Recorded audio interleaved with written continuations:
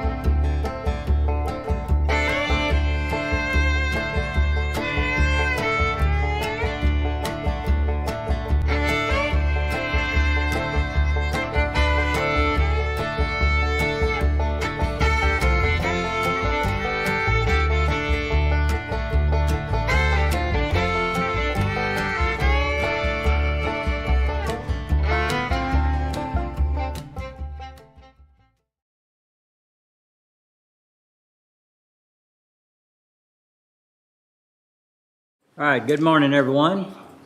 Call court to order. Today is Tuesday, April the 18th, 2023. It's 9 a.m. Proof of posting, please. The agenda was posted on Thursday, April 13th, 2023 at 4:25 PM, and a supplemental agenda was posted on Friday, April 14th, 2023 at 3:40 PM. Thank you, Mercedes. All right, let's stand brief for a moment of silence, and then we'll have a pledge to the flags led by Veteran Service Officer Steve Hernandez.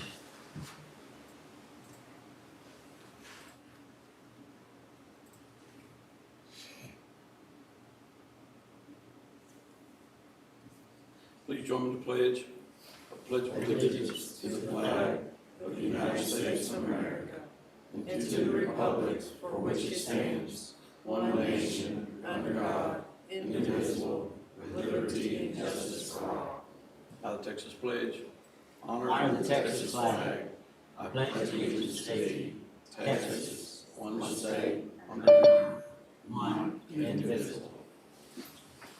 All right, thank you. All right, this time, if there's any members of the public who want to speak to the court on business matters, please do so at this time. Okay, seeing none, I'd like to go into items number D under proclamations and resolutions. Under D1 is a proclamation regarding April as Child Abuse Prevention Month. Does anyone here receive that with CPS? All right, Dustin, if you don't mind, go ahead and read that into the minutes. Yes, sir. This is a proclamation of the Commissioners Court of McLennan County recognizing April as Child Abuse Prevention Month. Whereas the largest figures show that there are 3 million reports of child abuse made each year. Sadly, these represent only the reported cases, and it is believed that the actual numbers of incidents of abuse are much higher. And whereas the Child Abuse Prevention and Treatment Act was introduced by our federal government in 1974, further in 1980, Congress resolved that the week of June 6th to 12th be designated as Child Abuse Prevention Week, and the following year, the month of April was proclaimed National Child Abuse Prevention Month. And whereas in each area of recognition, the intent has remained the same, by engaging multiple agencies, organizations, and initiatives across the country, effort to strengthen and public awareness and support for families is enhanced. Parenting skills are built, and families stay together, raising children and youth to be happy, secure, and stable adults. Whereas April is the month designated as National Child Abuse Prevention Month to provide an opportunity to raise the awareness of the frequent instances of child abuse in order to see it stopped. And now therefore be it proclaimed that McLennan County wishes to recognize April as National Child Abuse Prevention Month and does hereby honor all those tasked with raising awareness to break the cycle. And be it further proclaimed that a copy of this proclamation is made a permanent part of the minutes of the Commissioners Court. Witness our hand and seal this 18th day of April 2023. Scott M. Felton, County Judge. Commissioner Jim Smith, Precinct 1. Commissioner Patricia Miller, Precinct 2. Commissioner Will Jones, Precinct 3. And Commissioner Ben Perry, Precinct 4. All right, thank you. All right, hearing that proclamation, is there a motion to approve that? So moved. Second. I have a motion and a second. Any other discussion? No other discussion. All in favor say aye. Aye. Opposed? Pass. All right, at this time, I would like to ask Judge Mary Montez and Deputy Constable Joe Gomez to come forward.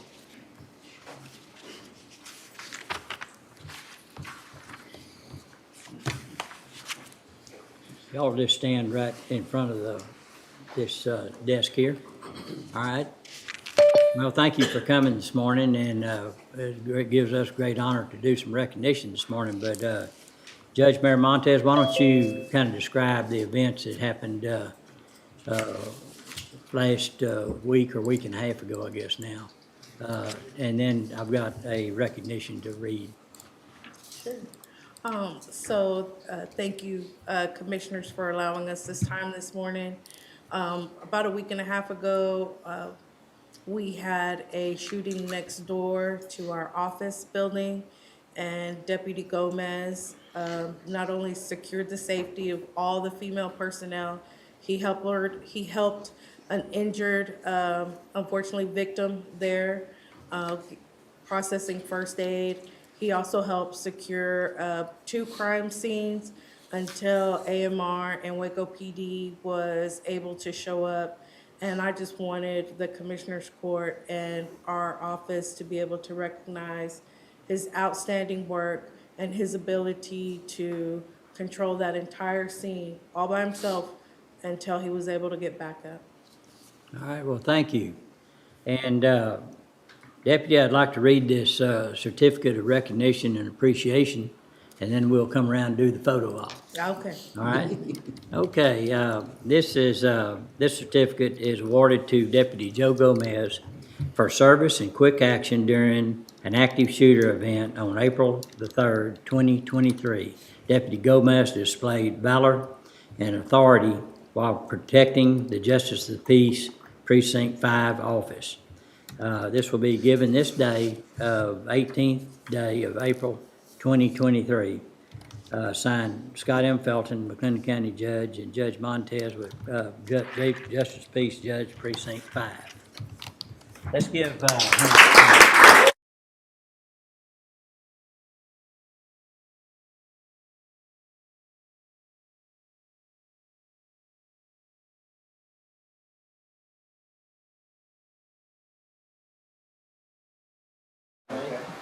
all right, well, thanks again for all that you do, and we have a lot of great law enforcement folks in our county here today.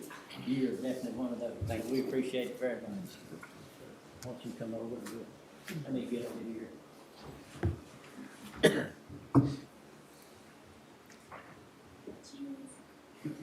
Can I have one with you?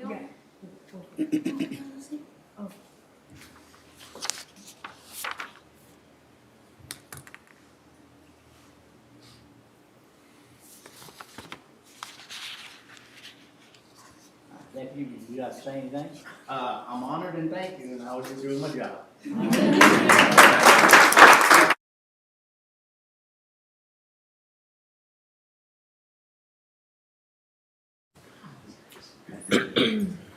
Well, the court appreciates the opportunity to be able to make recognition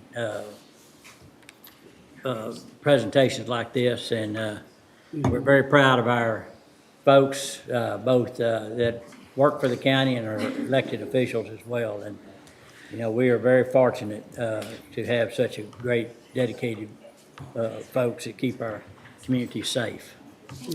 All right. And so I would like to make a motion that this recognition be recognized by the court. You made the most second. Yeah, all right. Have a motion and a second. Any other discussion? No other discussion. All in favor say aye. Aye. Oppose? Pass. We took you as an aye. I was loud. Yeah, okay. All right, thank y'all. Thank you. Okay, at this time, I'd like to go to under item N6, the discussion or action regarding the Greater Waco Chamber of Commerce Regional Workforce Initiative. Matt Metters, and, okay, he's on his own. All right, if he passes out, well, you can Something wrong. sleep at the wheel. Judge, good morning. Good morning. Commissioners, good morning. Thank you so much for allowing me to come and join you this morning to talk to you about a new initiative that the Greater Waco Chamber of Commerce is leading and is going to be very involved in, obviously, through that leadership role. I think you have, y'all have a PowerPoint in front of you. So I was taught many, many years ago to start with the end in mind. And so let me share with you where we're headed here, and then I'll tell you a story and I'll walk you through a few slides to get us there. But I'm here this morning to ask for the Commissioner's support, financial support, and a new initiative that the Chamber is launching. And there are some core pieces to that initiative. One is to create a regional workforce partnership, and I'll talk a little bit more about that in a few minutes. Another part of this initiative is for the Greater Waco Chamber to stand up and launch a new business education initiative that will be an important part of that partnership and the body of work that has been undertaken in this community related to workforce development for quite a few years now. So it's a new initiative that'll come up alongside other initiatives in our community related to workforce development and other providers, and I'll talk about that just a little bit more too. A really important part of this new initiative, there are going to be a number of things that we're going to be looking at. But a really important part of this new initiative is to establish a regional workforce strategic plan that all of the folks, all the providers, the community-based organizations, universities, colleges, others that have been involved in this workforce arena can come together. We will convene them, and they can come together and they can help us develop. They'll develop it in unison, a new strategic plan. Okay, thanks. With the idea being, and I think we're going to get there, the idea being that all of those organizations then will have a strong sense of ownership of that strategic plan, that workforce strategic plan, and will work together going forward.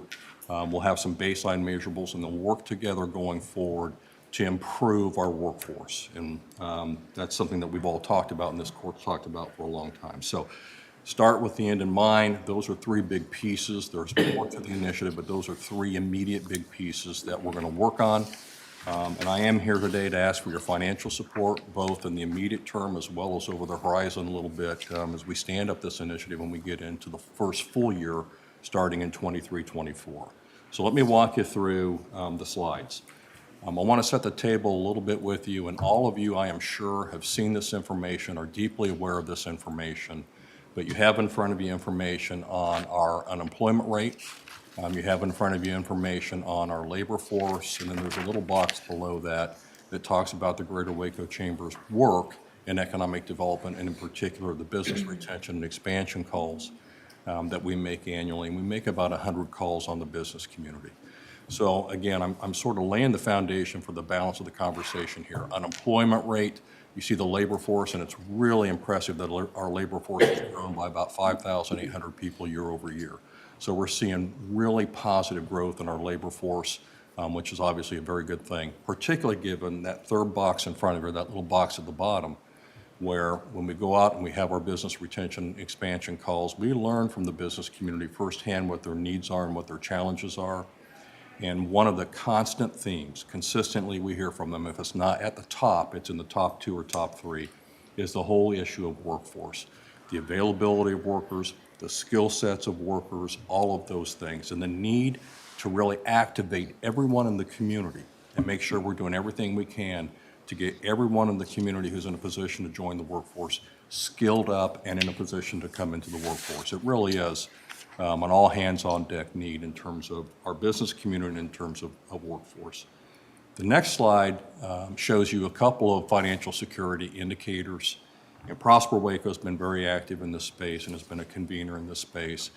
And those are a couple of snapshots related to median household income. And our hope is that through the development of this strategic plan and through the launch of the Chamber's new initiative that's going to come up and be a part of that strategic plan and joining all of those other CBOs, community-based organizations and providers, that will make even further progress. I will tell you that as we were going through the process of moving and thinking about it and getting to where we are today with this initiative, we were hearing pretty consistently from a lot of the CBOs that have been out and doing a lot of heavy lifting in this space that a really important missing piece of that body of work and organizations at that table really is the business community. They all have told me, Matt, we really need the business community much more active in that space and taking a leadership role. And that is our intent with this initiative and with the Chamber's new program. So let's go to the next slide. And the next slide shows you the organizations that have been active in this space, the community-based organizations, the city, the county, Prosper, Waco, universities, colleges, Region 12, et cetera, that have been active in the workforce space. You'll see that there are a few organizations that are highlighted in that box, and I would propose to you that that's the business community, the Chamber, and some of the programming that Chamber, initiatives the Chamber's involved in. And we have been active in the workforce space, but not to the full degree that we could or we should. And so the reason that I've highlighted the Chamber and our area industry managers and our Community Development Foundation and our LEAD program is because those organizations, the Chamber and others, and our LEAD program and so forth, are going to move over and be an active part of this overall partnership. We're going to play an active role. And the Chamber's going to launch a new program, and we're in the process of doing that right now, a new initiative to be a part of this overall partnership. So that partnership, that box in front of you, those will be the organizations that will be convening. And we've already convened them once, and there's a lot of energy and enthusiasm wrapped around the chamber stepping into the space and being an active, respectful partner with those other organizations that have already been in this space. So we've been in the chamber's main conference room. We had a conversation. They're enthusiastic about us getting involved. And so the chamber, our foundation, our area industry managers and others all will come together with the other organizations that have been doing a lot of the workforce development heavy lifting. And we're going to create this partnership. And that partnership, as I mentioned a few minutes ago, is going to be charged with developing a strategic plan. We'll have baseline measurables, and we'll work together. We'll meet on a regular basis. We'll hold each other accountable, and we'll work together to make progress related to what we want to affect in the workforce space as a result of that strategic plan. I think it's important to point out that I mentioned in that box, I share with you in that box, our area industry managers. If you look at our list, it's a standing committee. If you look at our list at the chamber, there are about 140 names on that area industry managers list. And we really need to activate that group and have them active in this new initiative. So what is this new initiative that I keep referring? Talking about a partnership, talking about a strategic plan, and I'm talking about the chamber's new initiative. And the essence of the initiative is we're going to build a team. We've already made a hire. We've hired a couple of people to be in that space. And we're going to step into the space between the business community and the schools. And we're essentially going to establish a navigator or a connector program with strong emphasis on helping students understand the opportunities that exist in the career and technical education part of education. Because a lot of those jobs are going begging, electricians, HVAC folks, et cetera. And meanwhile, we have folks over here who are coming out of school who could take advantage of those opportunities if we were stronger in terms of connecting and creating awareness. We have people who are going to universities and colleges and graduating and coming out, as you all know, and they have a degree, but they, maybe that's not where they want to be. They didn't fully understand the opportunities there, or they're realizing that they could have made substantially more pay if they had a technical skill set. All of that dynamic. The chamber is going to be in that space. The initiative is going to be hiring a team, and then working with the schools and the guidance counselors, and being over and active with our area industry managers and the balance of the business community to connect. We're going to be looking at apprenticeships and internships and externships, all sorts of things, and trying to build that to a high level of energy. Again, working with our strategic partners. It's important for me to point out that we've done our homework, and we've looked at other initiatives like this, up to and including when we had our intercity leadership visit back in November. We went to Phoenix. We have a few folks here in the audience who went with us to Phoenix. And the Phoenix Chamber Foundation has a very, very impressive program that we're using as a model, along with a few others, in terms of the Chamber's new program initiative and being that navigator. As a matter of fact, their program has been so successful that after 5 years of operation, they've been able to leverage a number of significant grants, like $1 million plus grants, to support that initiative. That's how impactful it's been. So we're standing up this new initiative. We've hired a team. We're going to begin the process of working with schools. We're standing up our area industry managers to get them active. And very frankly, we're pretty excited about it. There will be other work and other expectations in terms of the folks we hired, with those three core first steps are what we really need to undertake to lay the foundation to move forward. If you look at the next slide shows you an anticipated annual operating budget for us to undertake this initiative. Hiring a professional team, we'll need to have marketing. I'm going to talk about that just very briefly, and then you can see the balance of the costs associated with it. An anticipated annual cost of about investment of about $326,500. Professional team is envisioned as a start to be 3 people. Once we get to we're able to get past this next 6 months, we'll end up hiring another person, 3 people. We have 2 people leading the initiative and in that space between business and education and being the conveners, and we're going to have another person who's going to be involved in communicating, marketing. And when we first started down this path, we brought together some of the superintendents and some of the guidance counselors and others. And what became clear to us is that not only do we need to work with the schools and the business community and be in this space as connectors or navigators, we also need to communicate with parents and others in the community so they understand we're changing a mindset in terms of, I'm going to send little Matt off to college. That may not be what's best for him, and that there are other opportunities out there, particularly in the current technical education field.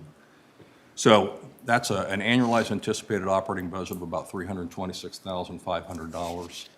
Let me get to the ask then. The next slide is the ask. Here to ask for the commission's support, financial support for April through September 30.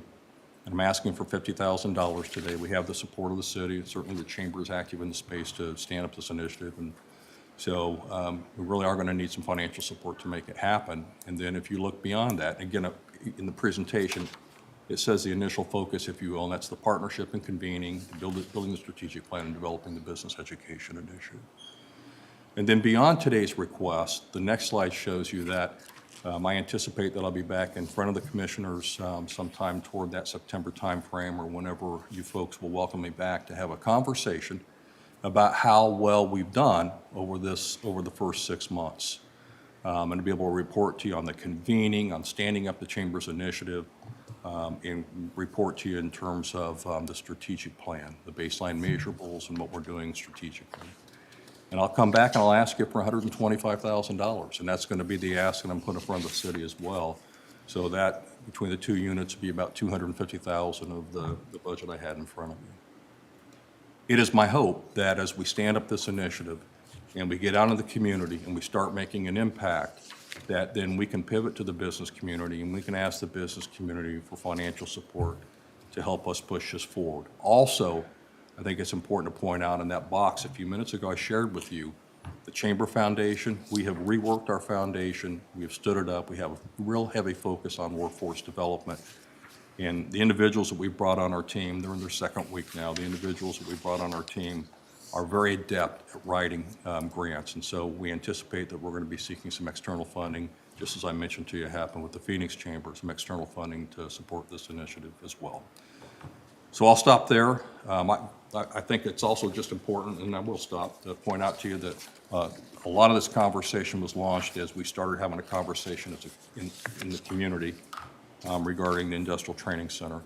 And that really was catalytic for me and for our team as we sat back and we said there's going to be a significant investment in this community and support of an industrial training center, what it is that we should be doing. And I think everybody what should be doing to make sure that it is fully utilized. Can you tell us a little bit more about the team, talk specifically about who they are and their talents? Sure. There are two individuals who were on staff with Prosper Waco who are well-known within the community-based organizations and the workforce development efforts that have been undertaken.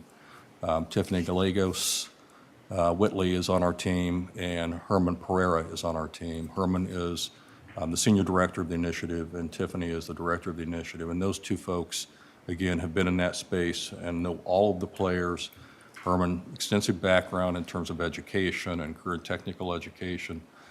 Tiffany, very strong, worked at Goodwill, was in that space working with Goodwill for a number of years. A very capable grant writer as well. So we took a couple of individuals who very well known and very capable. We brought them in and said, we want you to lead this initiative. Thank you, Matt. Yes, sir. And there, I'm sure there'll be some other questions, but I wanted to make a couple of statements. This has kind of come about fairly quickly, just because some people became available. Right. And so need to be sure that those talents are kept in a place that we can make them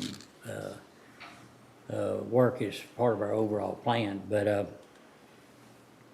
and really what this is, the thought here is that this picks up some duties that that Prosper Waco was kind of making an attempt to do, but we're having some issues getting it done. As Chris and the mayor, myself, and Bradley and Matt, and folks that call on these companies at prospects, is that besides the resources that are always discussed, water and available power and rail and those kind of things, workforce is the big thing. And it's not about what we have today, but it's what we're going to have in the future, because these companies aren't coming in here in a pop tent, in a pup tent. They're coming in here, and there's recently agreements up to $1 billion in investment. And, you know, if you take graphic paper, the paper company, they've been around for hundreds of years. They make decisions based on multiple generations. And so they want to know that we not only have a workforce today when they open the shop, but that we're going to have one in the future. And so what kind of workforce is that going to be? Is it going to be just people? Well, that's not what they're looking for. Basic manufacturing now is high tech. I mean, it's technology is in the middle of everything, and you have to have people that understand how things work. They can read manuals and updates and so they're going to have to be educated all along.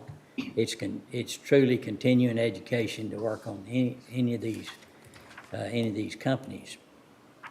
We were fortunate to be able to get American Rescue Plan funds to fund our portion of the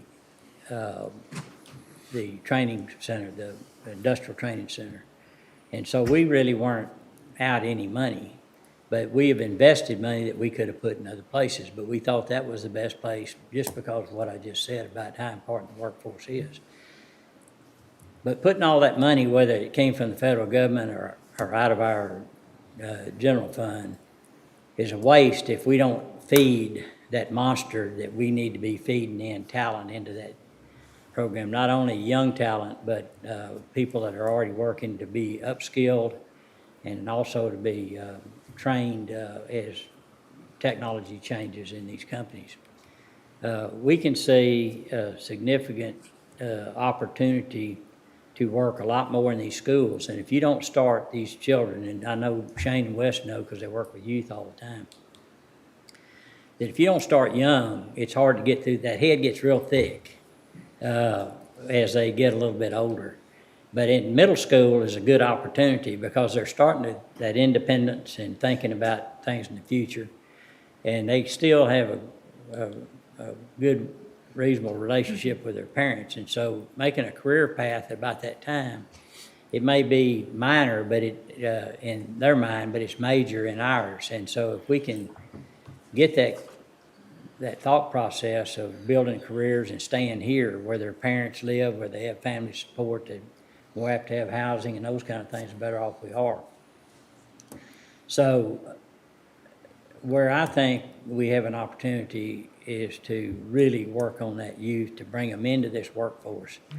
And like I said, I think, you know, we could have done a better job. But we do think that Herman and Tiffany are really stars, and they're proven to be able to be successful in what they're doing, and they need to be part of this deal. So for us to put a small investment out of our general fund, and Francis would tell us where we could get the money, to me, it's an easy, cheap thing to do relative to our overall investment of ARPA money in there. And so Industrial Training Center is just one piece of it. You know, Guama has been a good important for us to put our toe in the water. It could be a lot better than it is. It needs to be expanded, and it needs to be expanded from the standpoint of diversified opportunities for these kids. And so we need to expand that. We've got education facilities here that are really locked in, that want to be a part of growing this workforce too, that, you know, have all the bells and whistles and the tools necessary to get there. And we just need to be sure we're connecting everyone to that. So, you know, I support this idea. Normally we would wait even on the 50,000 to budget time to do it. But like I said, there were some things changed. A move needed to be made. Matt brought it to our attention. The mayor and I met with him, and then city manager and just everyone that we've talked to has been all in on, yeah, this is a good idea. We can have more control. You know, we don't contribute a lot to Prosper Waco, since therefore you don't have a lot of input in it. Chamber, we're big time partners with Chamber, and we have a lot of input with the Chamber. And so having a program that we have input to is worth our investment to do it, in my opinion. And with all that, anyone has any questions, please feel free to ask Matt or myself or whoever. One comment, and maybe a question, Matt. First of all, I like, because you emphasized it a couple of different times, baseline measurable. And I like the idea, and I hope that sometime in the future, when you come back to us, we can see the success of this initiative by actual numbers. What have we done to increase it? I've always told my people that work with me that I'm not real big on warm and fuzzy. I want to see results, and so I'm hopeful that we can see some statistical results from this initiative, because it sounds like it's going to be great. And then my question would be, how much different is this from and this may be a Chris question, from the other initiative that we support with and work with the chamber as far as the recruitment initiative? And is it a standalone from that, or do we intend to blend the two? Or I'm happy to answer that, Commissioner, if you like. It is different. The initiative that you're talking about is called NWACO. Right. And NWACO is a national digital talent recruitment effort, and it's also a national communications effort, this targeted communications effort to create awareness around the country in certain targeted markets about our community and about the opportunities here and our companies and so forth. It is designed to attract certain targeted talent into our community. Allied health professionals, engineers, industrial technicians. That's the target as it stands right now. This is in our backyard with our existing people, working with our existing schools to get that connectivity and to make positive, as you were talking about benchmarks and measurables, to make positive moves forward in our own backyard with our existing folks. So it's very different in terms of the focus and in terms of the body of work. These are human beings here in our backyard, actively engaged in that space, connecting with the schools and connecting with the business community and trying to get students in front of the business community and the opportunities, whereas the other is very external and national in focus. Okay, all right. Thank you very Yes, much. sir. Had a comment. I guess you said I probably knew you would, but first I want to say I'm always impressed with the economic direction that the chamber tends to take us to when you all are looking into the future, kind of your future focus. This initiative, and I want to make sure I understand it. Sure. I do like that it drills down to help our own. Although I like that other program, but I like that this one drills down to help our own, similar to the Industrial Training Center. When I look at your financial security indicators, and nothing probably in the data surprised anyone that has seen it, I guess I am hoping, because you all have such a good track record, that the strategic plan will probably, hopefully pull out some solutions to what is really a chronic issue with us. And that is, the saying, a fence is only as strong as its weakest link. And when I use the word weak link, I'm not talking about a particular group as much as maybe economic policies that have shaped the economic condition of a particular group. And so when I'm looking out across the median household income, and then I'm looking at it by race and ethnicity, none of this surprises us. But how or what is your tool with your team to address the sensitivity? And I guess that's something that's going to come out in that strategic plan. Yes, yeah. That's exactly right. The strategic plan is going to be inclusive, so we're going to have a lot of people at the table that are going to help to build it. Certainly, those indicators that are in front of you are going to be indicators that we're going to be looking at, Commissioner, and that we need to make progress on. This is really about, again, as you said, the people here in our backyard. It's about activating all the community-based organizations, all of the organizations within our community to come together and to try to push progress. But all of that will be outlined in the strategic plan. The one thing that we have to make sure that we're doing is that we're being extremely focused. What are the key things that we need to focus on to drive progress in those areas? We have a a committee called Future Economy Think Tank, and we just had an individual in making a presentation related to workforce, and the mayor was in that meeting and others were in that meeting. And I mean, it just really powerfully underscores the opportunities we have in front of us to impact those indicators that you're referencing. So it'll be outlined in the strategic plan. And Commissioner Smith, a few minutes ago, you said you hope we come back and we're going to be able to show you progress. The work between now and likely September is going to be heavily focused on the development of that strategic plan and getting those baselines. And we hope you're pleased with it when we come in. We sit down and we say, here's where we are in terms of what we're going to measure and strategically how we're going to move those numbers and what we're doing to date. But it has to be part of the strategic plan. Any questions? What is, the only thing that came to my mind, what is the status of the industrial training center? I mean, have they broken ground? And we haven't heard anything. I'll tell you what I know.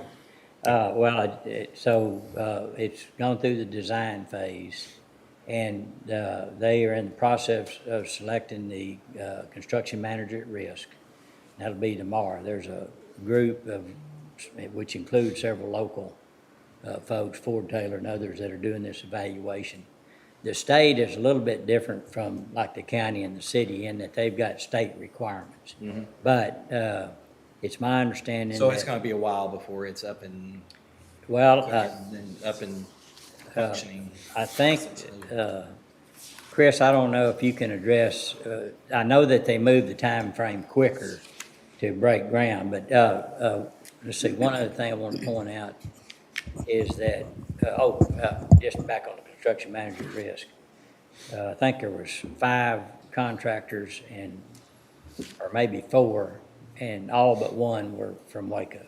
Good. And so that's really going to help the economic impact. That's what we were hoping, if that happens. But even if it's the out-of-town person, the subs it makes more, it's hard for a sub somewhere Because we else. can sit there and, have all these ideas and programs Yeah. and people to work, but if we don't have somewhere to go and get them trained up, That's and right. that doesn't We wasted our money. do a bit of good. So a couple things on that. As far as the status of the facility, they're looking at the fall to have official groundbreaking. So right now, they're doing site preparation. Over the past few weeks, they've been doing geotechnical analysis of the site, so they're getting ready for that next phase. There are some utility extensions that have to occur, and so that work is is happening right now. But as far as what would we do to start training people, the TSTC has created a partnership with Region 12 and already has a facility where they are training people. And so there is work already being done, and if we have a need to create a new program related to that, that facility on Bagby is the place that would be the holdover until the permanent facility is established. They're currently training for Megatronics right now through TSTC, so there is a 12-week certification process that people are going through now. And I think the goal is still to be open by late '24. So, and the construction, there's a lot of, I think, tilt wall and Yes, things like that. So it's fast and there's a lot of open space in it, like big construction labs and those kind of things, and then classrooms kind of on one end. What's the location again of the? The new facility is going to be on Wycon between Texas Central Parkway and Bagby. Next So if you to, know where Wardlaw Claim Services is, it's right on the backside of that. Right there, yeah. Be a perfect place.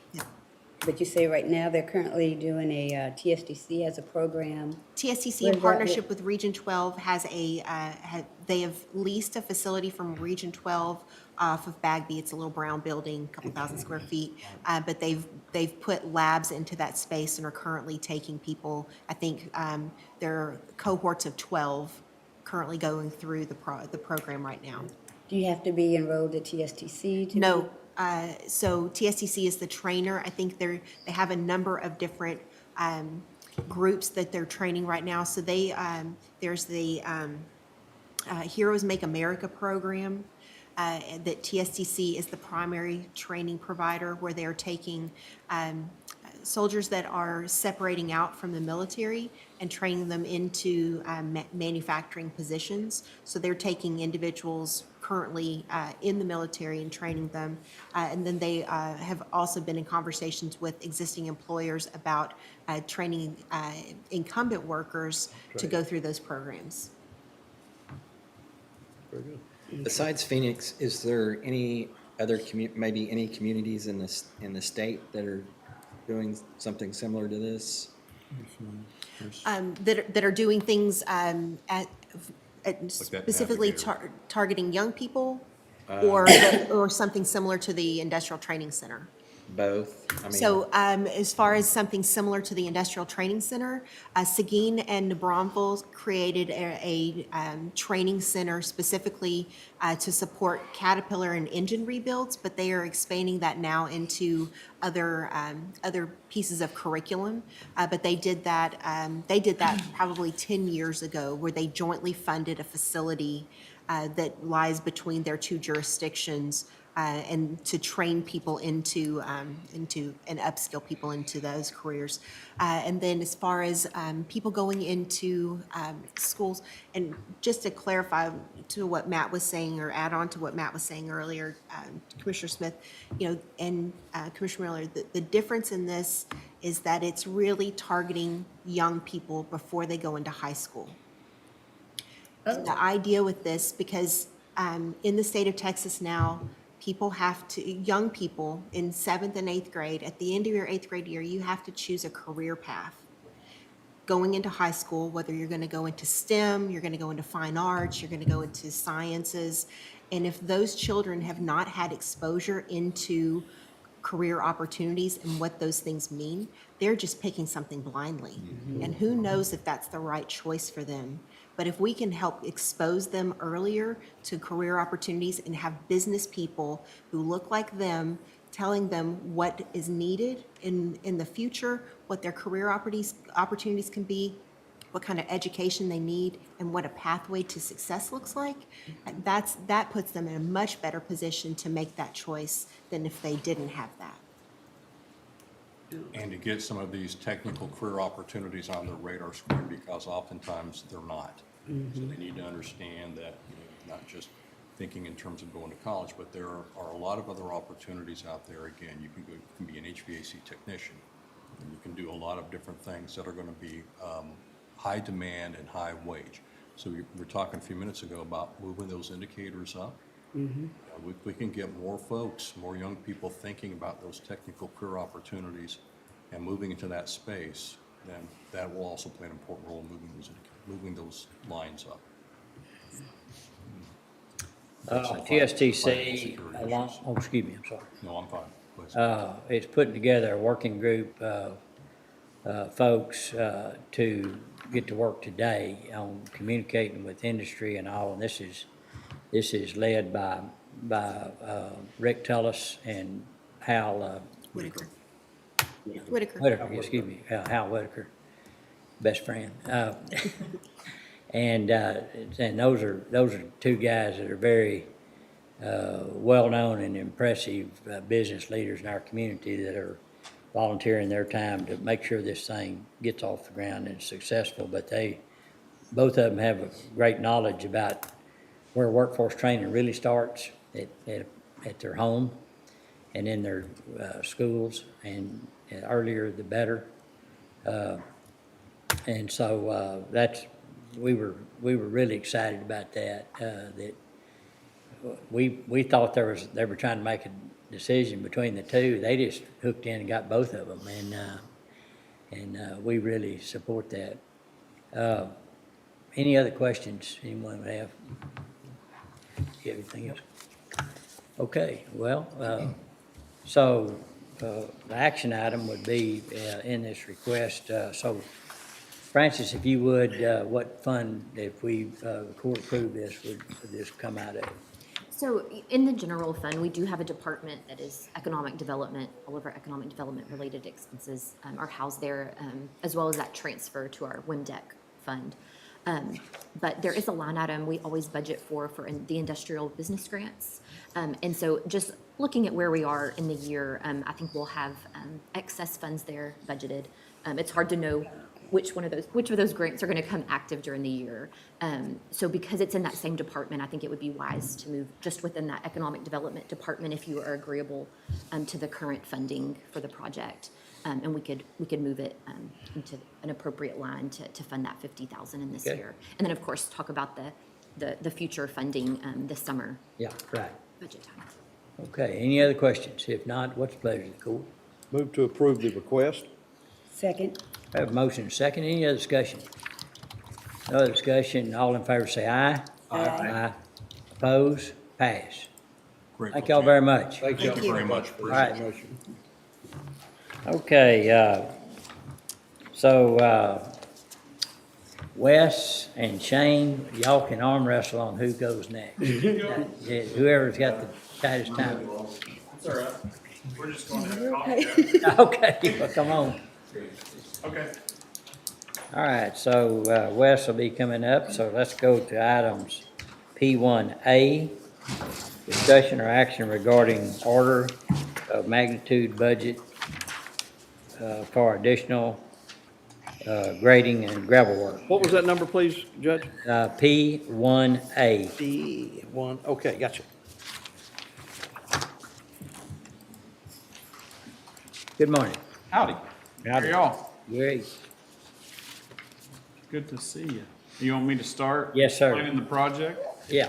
So as we finish up the removal of Paul Tyson Field and kind of the reclamation of that area within that, then there's some additional grading and road-based work that needs to happen in order to kind of move that forward. On your screen there, you'll see a map. There's a couple of different sections there. The green section that you see is the existing crushed limestone base that is in place currently, along with the yellow as well. So initially for the fair, during the demolition, we put in the green area in order to have some additional parking that was taken away during the construction. And also it was an ability for us to use the track, the actual physical track, to move the livestock in for the fair, so it created a good drive space for us. As you look at that, then the yellow was also added post the fair in order to kind of continue that. What we realized was that in that process, then we created some initial need for the rock and the red and the blue and the, I'm going to call it maroon. I don't know what color that really is, but in order to finish this process, the good thing is that in the design and development of the removal of Paul Tyson and then utilizing this crushed limestone road base, if you will, then it left in that space, Walker Partners left the drains in that space that were on the side of the football field on both sidelines, as well as those that were in the track areas where where the long jump pits were and those kind of things. So it creates a good opportunity for stuff to drain. The problem is that right now a football field doesn't do a lot of good for parking or allowing us to have overflow trailer parking or things like that we need when we have events going on. So as we looked further into that, then we felt it was important in order to utilize this space properly, and especially when you look at what the city's done with Laker Little League fields, and if you think all the way back to the original conversations that we had with the city and the school, was that we would use that parking as shared parking. Once we made those changes, well, right now that shared parking is dirt at best, and so when the weather's wet, it's really hard to use. And so the new driveways are in, and those are the kind of pop-out sections where you see the light blue and yellow coming up off of Lake Air and off of 44th Street. So this is to finish that project and ultimately make that usable space. A couple of things about that is that making this investment through venue dollars does not change the usability as we move forward with the future plans of what we would do for additional facilities there, and ultimately would be, if it does need to be relocated, assuming it would, depending on what footing or what flooring we put in, what base we need to put in for those facilities, then it can be reused. So it's something that can go forward. If it does look like these become parking areas ultimately in the long term with the master plan, then you have road base already there. And so you have that ability then to go in there and potentially asphalt over that. It's put in the way that the contractor did it, compressed base, so it would stay all the same and be able to be utilized further. So, any questions about the colorful map? I don't know if the next part of that is up there, but when you look at that from a dollar amount on the next page or on the page before, then those sections that you see there is a total of $343,138 to do that. The largest portion of that is to do the old football field itself, because it's unusable as a football field to park or do anything on, or as we look at large events, barrel racings, and horse shows, whatever it is, events that we could utilize that parking for us. You wouldn't have to change the grade or anything. Nope, It's, they're just gonna go in there and take Drainage. out the 4 inches, 6 inches, and then go back in there with road base, pack it in. And the good thing is it should all drain once and the drains won't fill with mud. And the drains will, Yep. on each side of the field will Stay there. Yes, sir. So that Walker Partners did a great job of designing it where we didn't take those out. Now, future expansion may say that they get taken out just because they may be under a building or something, but for right now, it's a great usable space and an opportunity to move that water away from the parking areas. Well, and, getting all this ready for shared parking and all is gonna be part of the school, is gonna have a lot of activities, Lake Air, Little League. And if you haven't been out there and driven over this tract of land, you can really see how important a piece of property this is gonna be, even before we build anything else on it, just as, just because of the parking. What about a completion date? You got any idea? Did they give you a We timeframe? didn't talk, Commissioner, specific times. It would depend on when Barnett or when John Irwin can get Barnett out there and finish it. But I think it's about a 6 to 8 weeks, so to get it all done. They, because of the way they're doing that with that road base and wetting it and mixing it and packing it, then it takes a little longer. And than that just would work with scheduled events and everything? It's good with us, yes, sir. There's a couple of times, and they've been really good about working with us to kind of give us space when we needed it out of the way, so. Okay, any questions? And those are venue dollars? Venue dollars, that's right. And Francis knows where to get it, right, Francis? Yes, so we'll use the construction fund related to the. There are times that you drive by there and there's trailers that are, there's trailers that are just, it feels like there's trailers about ready to bust out into the Lake Air Drive. There's trailers everywhere. So many. Yeah, so it's just. It reminds me of that trailer sales place out on the interstate, like $8 million. Yeah. What it looks like sometimes. Yeah. Well, you could probably pick them up for what they owe on them, but I don't know if they, negative equity probably. Good chance. Okay.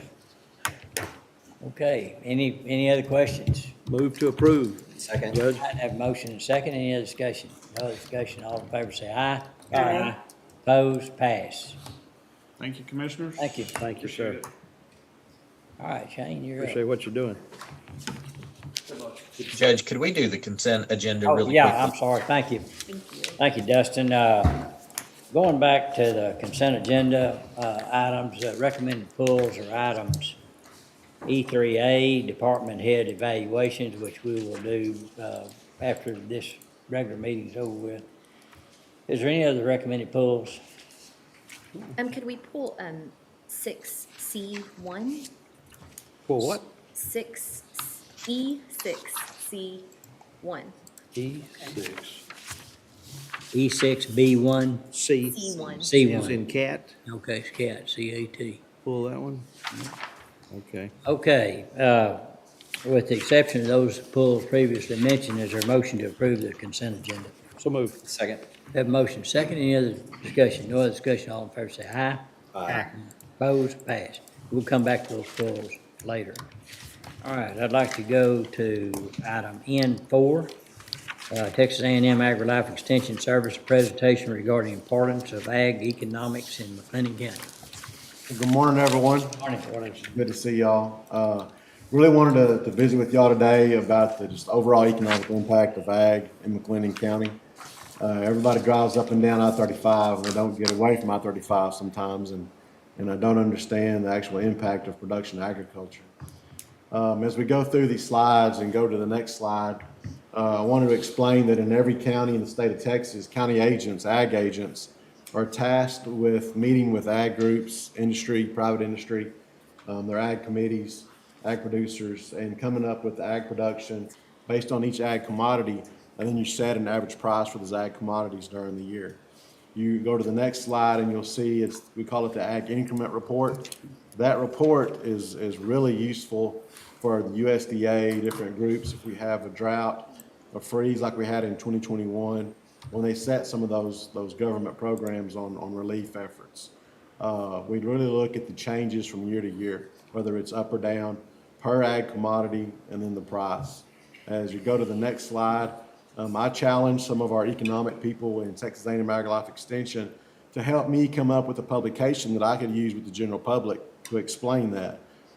We have a ag increment report that's a lot of numbers, it says cotton, wheat, et cetera, but it's really hard to understand what it actually means. So Dr. Jason Johnson, Henselka helped me put this publication together, and we'll start with the next slide on the actual report.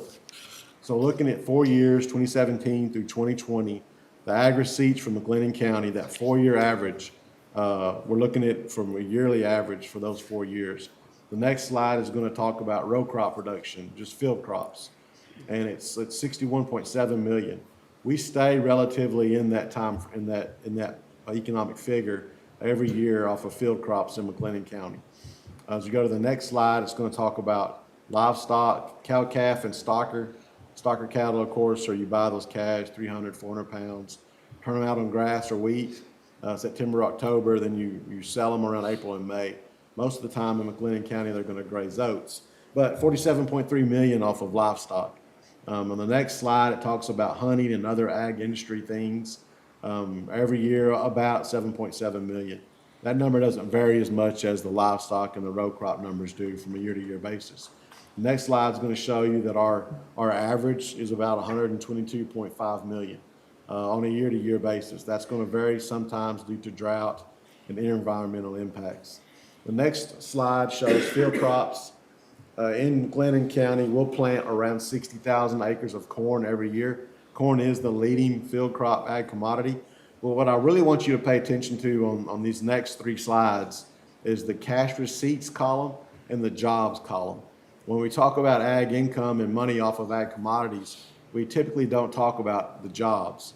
And if you're looking at the total environmental impact, I think that's extremely critical that we look at the number of jobs, full-time jobs, people that work in ag production. They're making their living off of ag production, producing our food and fiber. Hay would be one of the leading field crop type commodities that creates jobs. Wheat varies, year to year on environmental impacts and crops, disease, insects. Cotton is definitely price dependent, but as we go through all these, I'm not going to read them off to you, but corn is our leading one. And remember, this corn is field corn. It's more for livestock production. It's not sweet corn or corn that we would eat at our table. The next slide is going to talk about livestock in general. Cow, calf, and stockers lead that. We always say cotton is king, but in Central Texas, cow, calf, and stockers are king.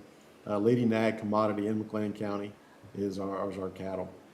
Creates a lot of jobs, a lot of different people work in that segment. We actually have 11 operating dairies in McLennan County, and people don't realize we have that many dairies here. But as you go through on livestock, it's $47 million impact. The next slide talks about the honey and the other ag activities.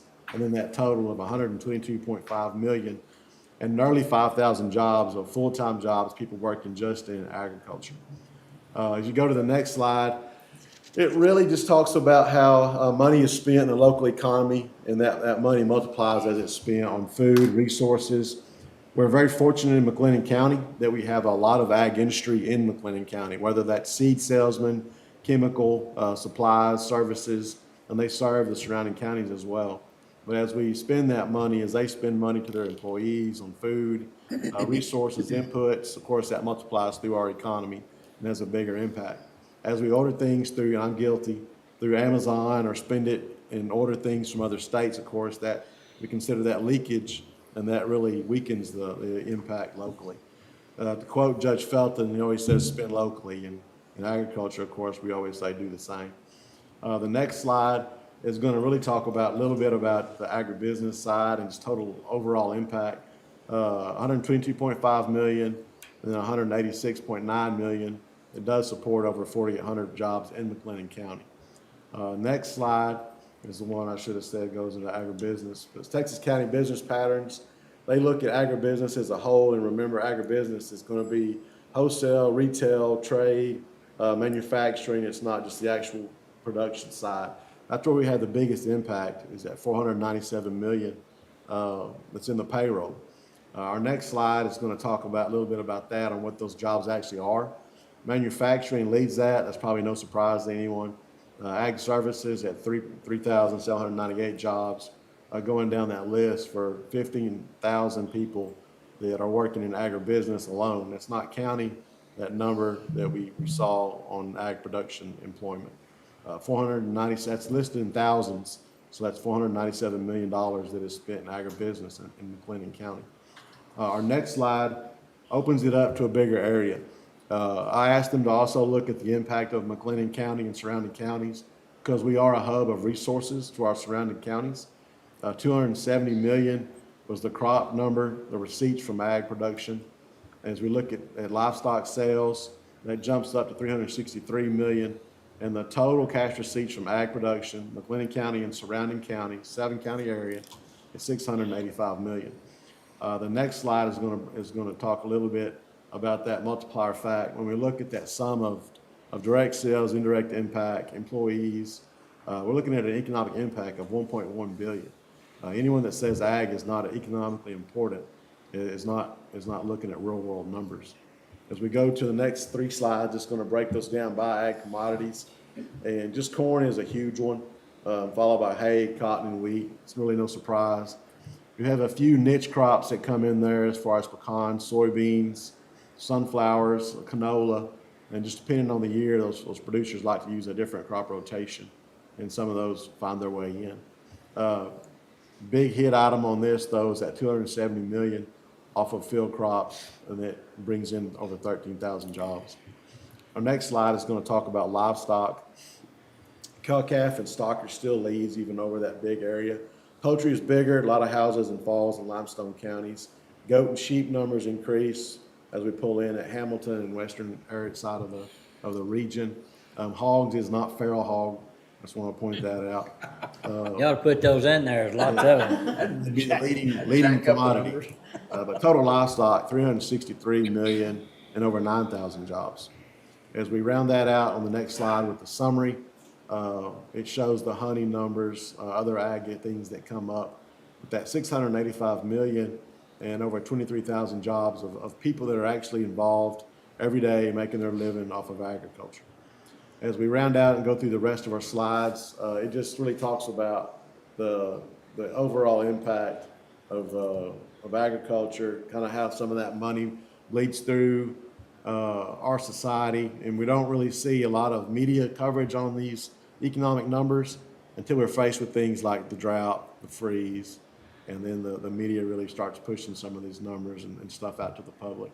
On the next slide, I believe that one is going to talk about the county business patterns again. That's salaried agribusiness. This is separate from the production ag numbers. A lot of people are involved in agribusiness. The next slide is going to show what those are. Ag services is the leader when we look over that 7-county area, where manufacturing was a leader when we looked at McLennan County alone. but $926 million is spent in agribusiness. A lot of inputs are bought in our area.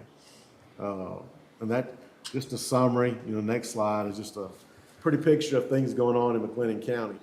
But we do have a big impact from agriculture in McLennan County and in the surrounding county area. Very fortunate to have a lot of these sales and services, the Wilbur Ellis's, the Pioneers, the B&H, a lot of these companies all work out of our area and offer those sales and services, whether it's Helena and fertilizer, seed, whatever it might be. And they're all right here serving our area and the surrounding counties. Appreciate what y'all do supporting us as we educate people on a lot of these items. And thank you for the office. We use it all the time. Can't say thank you enough for that location. Any questions, comments on any of this? Any questions anyone would have? On that 4-year average, I want to drill down on that number. I want to know who that one farmer is in McLennan County that's hanging there raising soybean. So there's actually several. I'm just kidding with you, Shane. No, I can name them and you know them, but actually at Asa and at Crawford, on both sides of the county, we've got a few soybeans, and it'll vary. Even here by the Central Texas Marketplace, we'll have a few soybeans sometimes. Yeah, sure do. And Christmas trees. And Christmas. And Christmas trees. Yeah, we have people planting a lot of Christmas trees. The Gissimers are planting Christmas trees at Riesel now. Planted up 1,400 trees at Riesel. My goodness. Wow. My goodness. Well, we It's a got- good business, man. Yeah, keep Christmas going for sure. All right, any questions or comments? Great report. You bet. Thank A you. motion to approve this report for recording purposes. So moved. Second. Have a motion second. Any other discussion? No other discussion. All in favor say aye. Aye. Opposed? Pass. Thank Thank you. y'all. Thanks, Shane. Thank you. It's appropriate Chamber of Commerce sitting there listening to that report. That's, Right. good, that's in their wheelhouse. Thank y'all. Thank you. Okay, let's see, Chris, I think you've got a report to, give us, is that correct? WebEx request. Yeah, so going to items I-1 on my page 6. What you have in your packet is a request for Magnolia RE LLC and their Waco McLennan County Economic Development Corporation grant. They have submitted a payment request, their first and final for the funds. If you'll recall, we approved that back in May of 2022 for the relocation and modifications of the former Waco Trib building into Magnolia's corporate headquarters. There were some requirements in order for them to qualify for the funds, both immediately from a payment perspective and then ongoing requirements in compliance.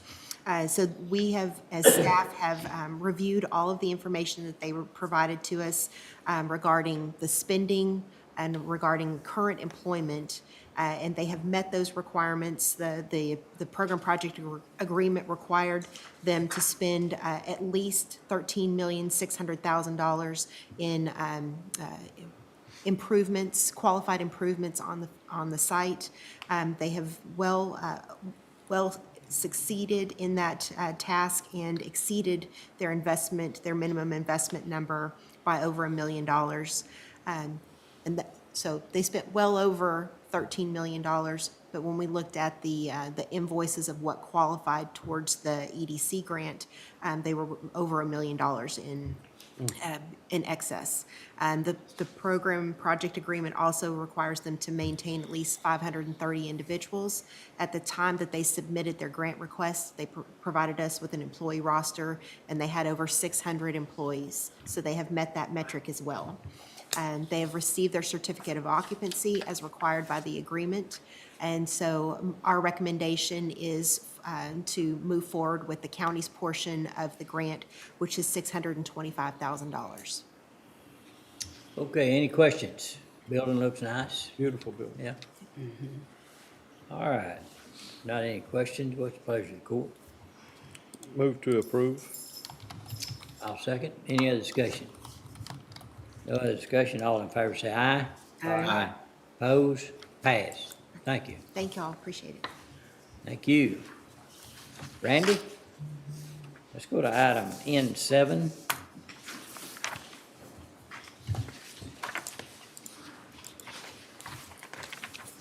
Let's see.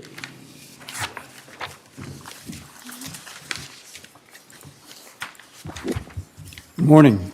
Randy Riggs, Tax Assessor Collector for the citizens of McLennan County. You look familiar. It's a good thing. I was concerned about the warm and fuzzy comment. I may need to shave next time. I apologize.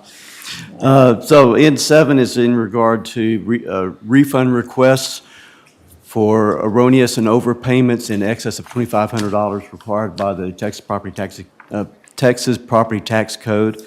And I'm here to answer any questions y'all may have. Judge, I don't have any questions, but I communicated this to Randy earlier, but I want to publicly thank Kathy Holloman. I did have some questions. My feeble mind, I was trying to wrap my mind around this and how it worked and so forth. And she was very kind and did a great job of explaining how these rebates or overpayment requests come about. So please communicate to her. I certainly will. I have a great team, very fortunate and honored to serve the citizens. Okay, so how long will it take to get these funds back? Well, they have been processed. What we do is once we determine, Yeah. as we collect on a daily basis, an overpayment is made, we are required to inform the taxpayer of that, and then they are required to apply for that refund. All right, Once that application comes in, then we have to look at to see if there are any delinquent taxes owed. And if there are, we're not going to give them any money back. But if there are no delinquent taxes owed, and if it's under $2,500, we go ahead and process that payment. If it's over $2,500, then we bring them to you. Because of the season, we have quite a few that we're dealing with, and that's why some of the timing issues are on there. so where the title companies, that's where they did a settlement statement and did the correct amount, but yet they had to stand for the error, and then they get reimbursed. And somebody else paid a different amount. If it's a duplicate payment, we can refund that automatically. Okay. It's when possibly an escrow company or a title company pays one amount, and then an individual pays another amount. Okay. Then it's a different amount. Gotcha. And then we have to refund the amount that was either the overpayment or the erroneous payment. Okay. All right. Okay, any questions?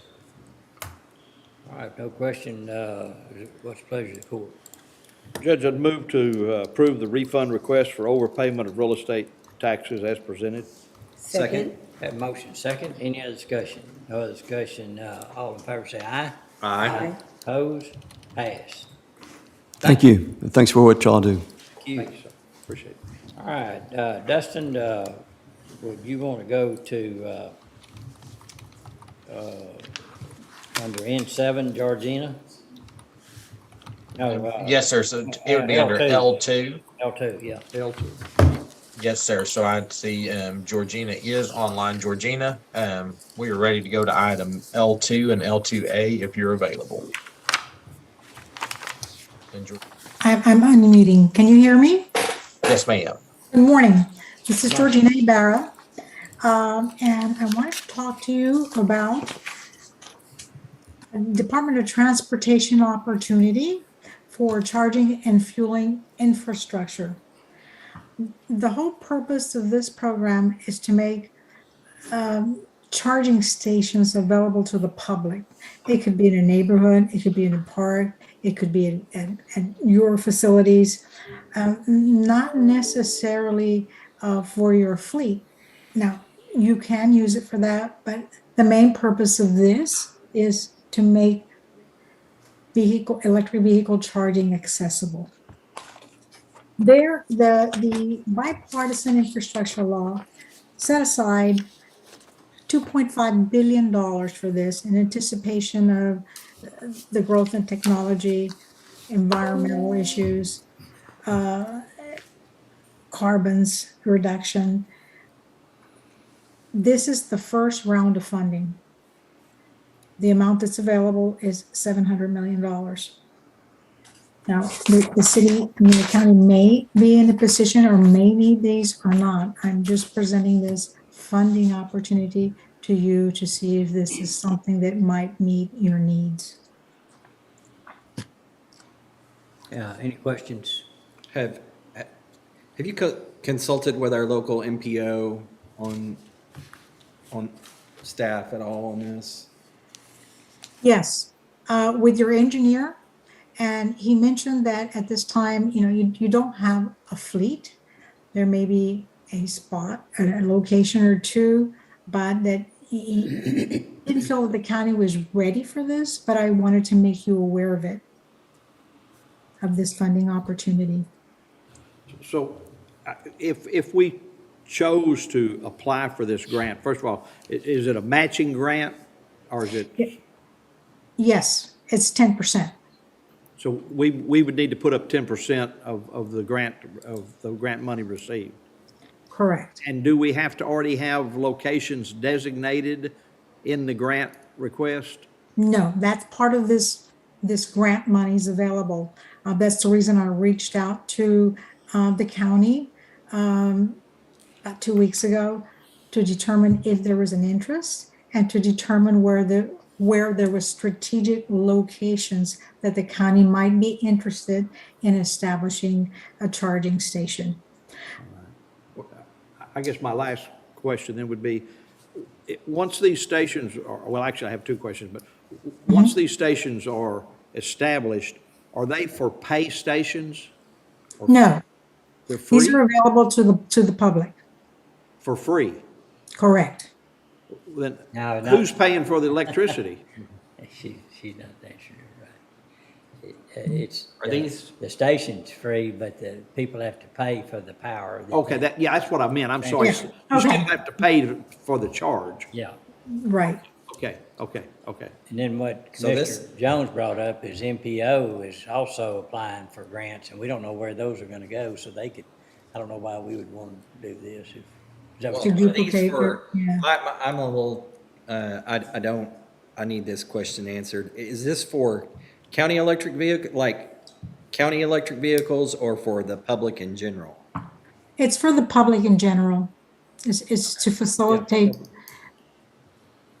What is their ability There's a- to charge there's a their program vehicle. that NETI or whatever it is. yeah. that- Georgina, what's a designated alternative fuel corridor? Right now, as we speak, there's different companies that are developing engines that will run. It can run on hydrogen. Some of them can run on alcohol.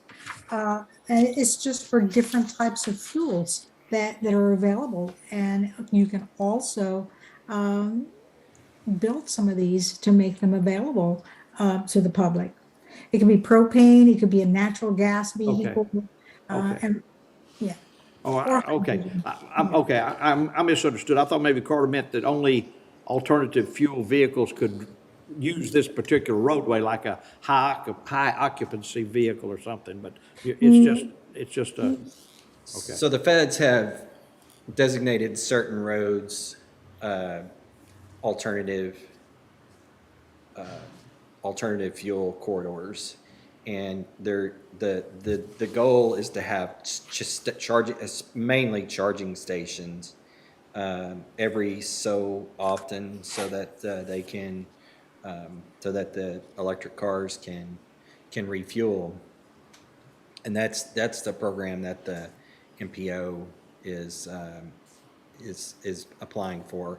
And I'm not sure if the MPO is applying for this same grant or not. Well, I mean, do we want to replicate what the MPO is doing, or? I don't think, I think, we don't want to hinder them. Right. In any way, and I mean, it's, I would want Zane and, Mukesh to for sure coordinate on this, make sure that we're not replicating or hindering or. Duplicating your efforts, yeah. So. I understand. Do we need just to wait on to hear back from maybe somebody from MPO or Zane or something like that? I would say so. I would too. So Georgina, what's the deadline for application in this piece? Well, we have until May the 14th. However, I have to put a plan together to develop a budget and the actual plans for the development of either an alternative fuel or a charging station. So yeah, a good week would be sufficient. And the next week, of course, would be preparation time to actually submit all the required documents. Okay, well, I think we've got a lot of unanswered questions that we're in control of, I guess. We need to find out what MPO's plan is and just see. We, like you said, we don't want to duplicate what I'd like to hear they're Zane's thoughts on it also. Yeah. Our engineer's thoughts on it. doing. Yeah, and Zane, are you on? Yes, sir. I don't know if you can see me or not. Yes, I can. So, what's your thoughts on it? I think we ought to hold off until Mukesh, and I think Mukesh ought to lead the way because the MPO is really, countywide as well as us too. But I would hate to duplicate efforts. I think we ought to focus our efforts on low water crossings and bridges and roadways and other.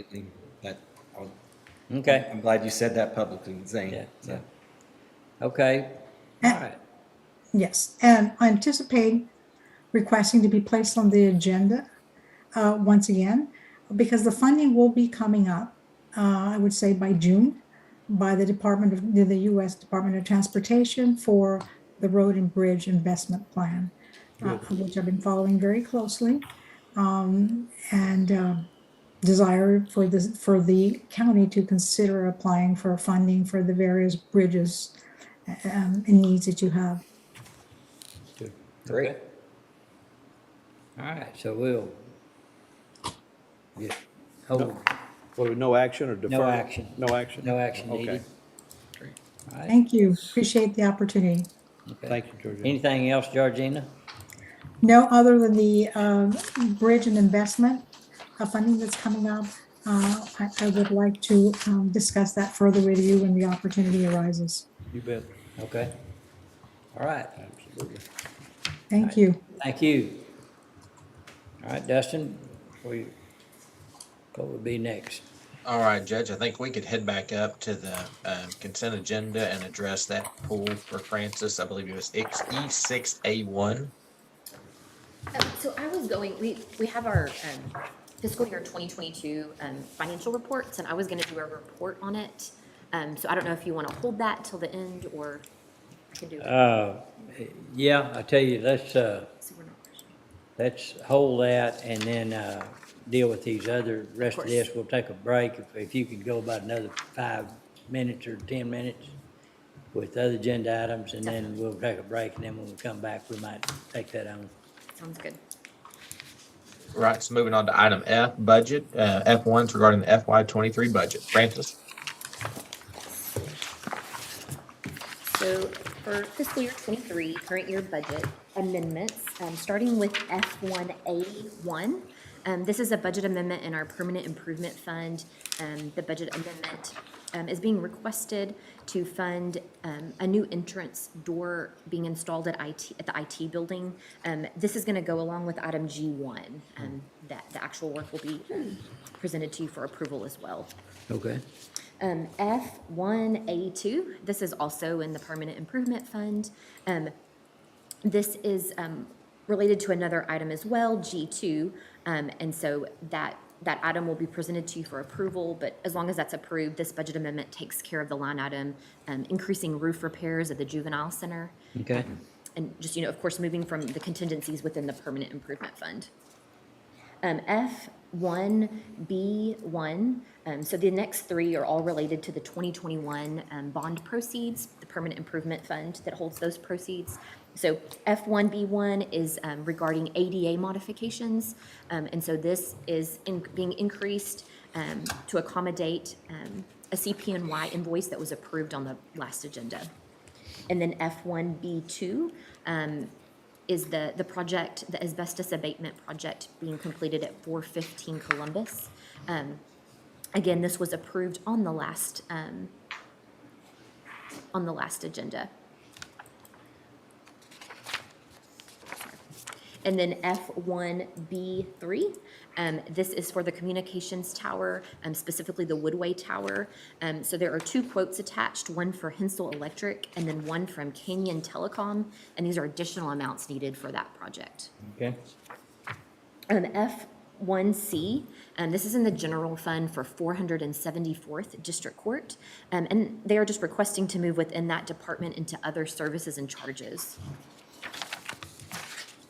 F1D, this is general fund for maintenance of equipment, and they are requesting to increase the repair and maintenance line, which is primarily used for repair and maintenance on our fleet vehicles. So just due to increase in cost, of course, this year, we are needing to increase that by an estimated $45,000. There's also a line item for the radio tower. So this line is used to hold all of the cost, the ongoing cost to maintain the radio towers within the county. So due to some increased costs for the year, as well as additional costs, they're also estimating an additional $45,000 needed for that line item.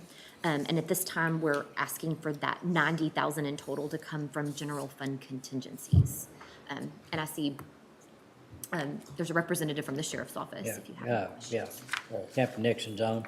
Any questions for him? I know delay in getting some of this equipment has caused the equipment we're using to wear out more. Is that, Captain Nixon, is that pretty much the need for this increase? Yes, sir, on the repair and maintenance. And we've also had quite a few. We've had to replace 7 transmissions. We've had 8 wrecks. I believe Dustin added a sheet in there where you could look at some of our 26 of our highest purchases. 26 of our purchase orders account for $80,000 this year, and that's out of our $115,000 budgeted for the total year. And do y'all have that in front of y'all? Yes, it's available to us, yes. Saw it, yeah. Okay. If you have any questions on that, I'd be glad to answer those questions. Okay, and our normal vehicle replacement has been, is a little bit, I guess, out of whack because we're not getting vehicles replaced due to the supply chain. Yes, sir. Supply chain, everything's taking longer than we're used to. So you're seeing, so on these Tahoes, you're seeing significant repairs once they hit 150,000? Yes, sir. Yeah, okay. Okay, which kind of confirms our plan of getting these traded before then, when we can, so, is that right, Ken? Yes, sir. What percentage of the last couple of years' budget have we received? I mean, are we getting 50% that we're ordering, or that we budgeted for, or? We tend to. Seems like it's on this kind of. On the sheriff's vehicles, the Tahoes and stuff, we're getting them just very slowly trickling in through the year. All right. Getting them at just take Getting them long. there toward the end of the budget year, Commissioner, instead of toward the beginning and middle like we used to. Okay, any questions, any other questions? All right, Francis? So then continuing with F1E, this is general fund for adult probation, just requesting to move within their department into security and alarm services. And then F1F, this is general fund maintenance of buildings. On the last agenda, you approved a proposal from a new security company. We're gonna, I guess, maintenance is gonna be involved in switching out those systems on some of the doors to the information technology building.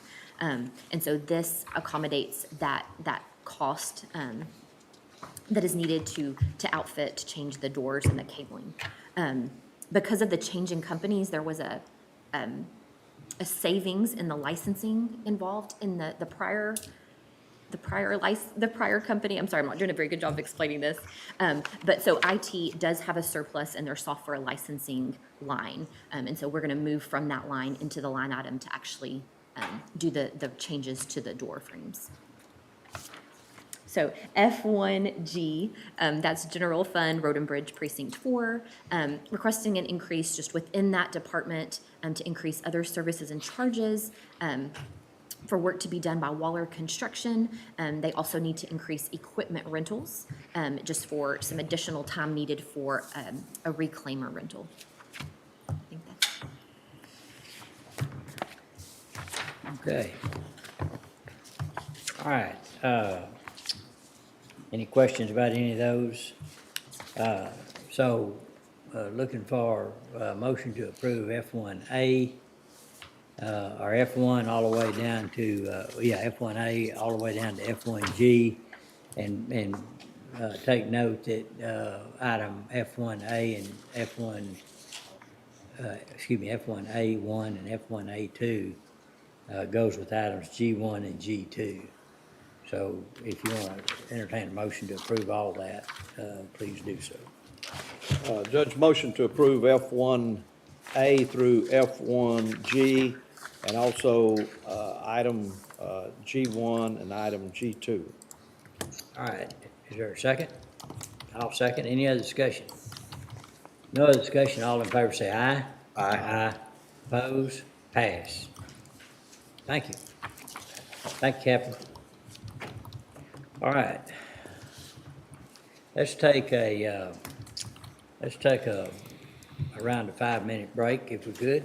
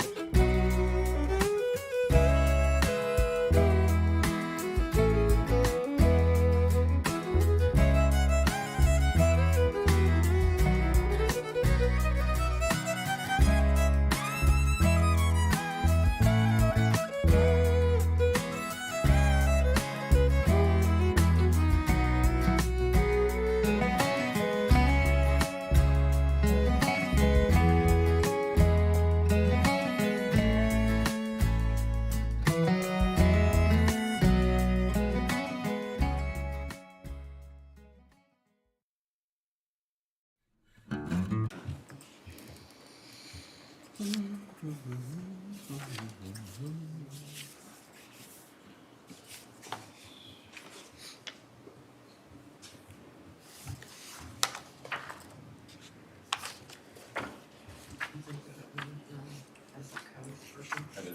you did, okay.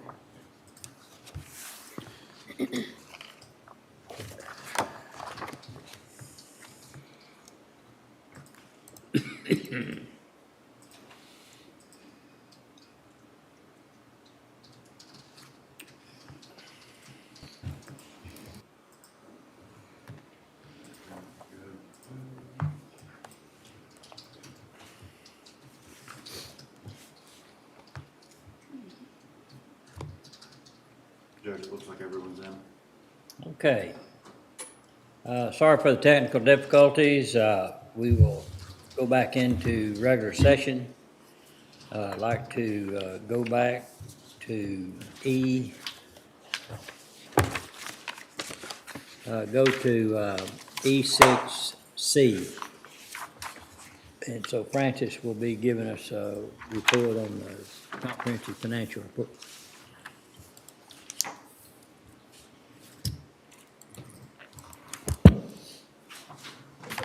It shows some screen sharing, but.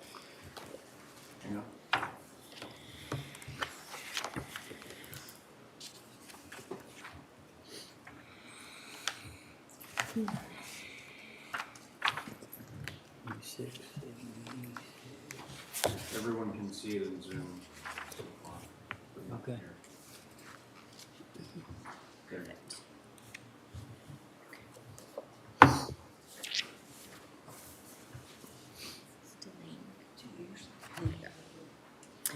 Okay. Are we ready to go? Okay. So I passed out the copy of our fiscal year 2022 annual comprehensive financial report. So this report, as well as many other past year's reports, can be also found as PDFs on the county website under the auditor's office page. So if you ever need a quick reference or need to look back at a prior year, those are always available there as well. Okay. So just to review what this report is and why it looks a little different than what sometimes we look at during the year. It is a set of financial statements. And it must comply with accounting requirements that are established by the Governmental Accounting Standards Board. And so it allows any report you look at for any other county or city or other entity to look similar, to look consistent. And so the purpose of this document is to be transparent and to present all of our financial detailed accounting records or end results for the year. So just to walk through the sections, and I know it can be daunting to look at, but it's divided up into three main sections. So there's an introductory section, there's an organizational chart, there's a list of elected officials, just basic information like that. Then we go in, the main part of the book is the financial section. So there's our independent auditor's report, there's the management discussion and analysis, which is really a narrative of what happened during the year. So, you can look at the financial statement, but if you go to the MD&A, it's going to give you the underlying reasons why the numbers changed the way they did or the reason they look the way they do. Then we have, of course, the financial statements. There's also a large section that are notes to the financial statements. So the notes are going to give you a lot of in-depth information that ties into the financial statements. So you'll see descriptions of all of our debt issuances that we currently are holding. You'll see a description of our pension plan with TCDRS. It goes on, but that will give you all of the information if you're looking at those financial statements. What other information do you need in context to make it all make sense? And then budget to actual schedules are in there as well. And those budget to actual schedules are just on funds that you as a court decide on the budget. It's not, we don't present the budget to actual for grants or if anybody else has a say-so in the budget. And then lastly, there's a section that is a statistical section. And so That is not so much related, of course, to our financial statements, but it gives you information on our debt capacity, on economic trends, financial trends, demographic information, and then just some operating data for McLennan County. Again, just to put all of the numbers in context and give people a glimpse of what McLennan County's financial status is. So. All right. So we put this report together, but then of course, once a year, we are audited by our outside independent auditors, Patillo, Brown and Hill. So they audit all of our accounting records, as well, of course, as this report. And so they issue an audit report when they are all said and done. And so that is on page 11, I believe, of the report. And so it's a few pages long, but the most important piece is the second paragraph. And so it's where they say, in our opinion, the accompanying financial statements present fairly in all material respects the respective financial position of the governmental activities, each major fund, and the aggregate remaining fund information of McLennan County. And so that's what we wanted to say, and that was a good opinion that we received this year as well as all other years going back for some time. So we, after the book is done, we have the auditor's report. We submit our report to GFOA, the Government Finance Officers Association. So we have 6 months to do that. And then our report is reviewed to make sure it complies with all accounting standards and any other standards that we must follow. And so then if that occurs, then we'll be issued a certificate of achievement for excellence in financial reporting. And so, of course, we don't have a certificate yet for this report, but for 2021, that certificate is on page 5 of this book, and that's the 37th consecutive award that the county has received. So Congratulations. to y'all as well. So, so I could talk about the details of this report, I mean, for days if we wanted to set up workshops. But I'm just going to try to guide you through some major points that I think are going to be important to the things you want to hear and see. And so if there's any area we ever, want to go down deeper, just let me know. So kind of going back to just the financial statements in this report, there are 2 types of financial statements. And let me pull that up.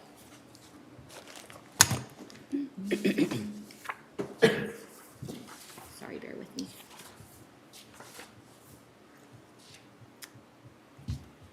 Sorry, I lost my connection.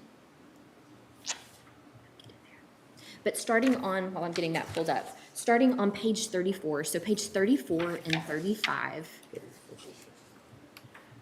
these are our government-wide financial statements. And when you say government-wide, required by the government? So there's government-wide and governmental. So the government-wide, these 2 on 34 and 35, what this does is all of our activity, I'm not sure why it's not changing. I think I'm stuck. I'm sorry, y'all. I have this.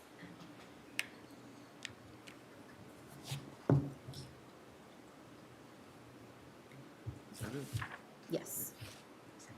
I'm sorry, that was done with me. Okay. So this is page 34. So this is a statement of net position. So what some people would call as a balance sheet. And so what this is this combines all of our funds, all of our activity into one statement. And we convert our governmental into this government-wide type.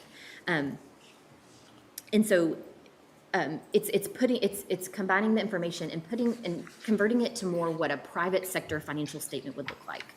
So we add in long-term assets. So you'll see all of our capital assets, net of accumulated depreciation. You'll see long-term receivables, court fines and fees that are out there that we anticipate to collect.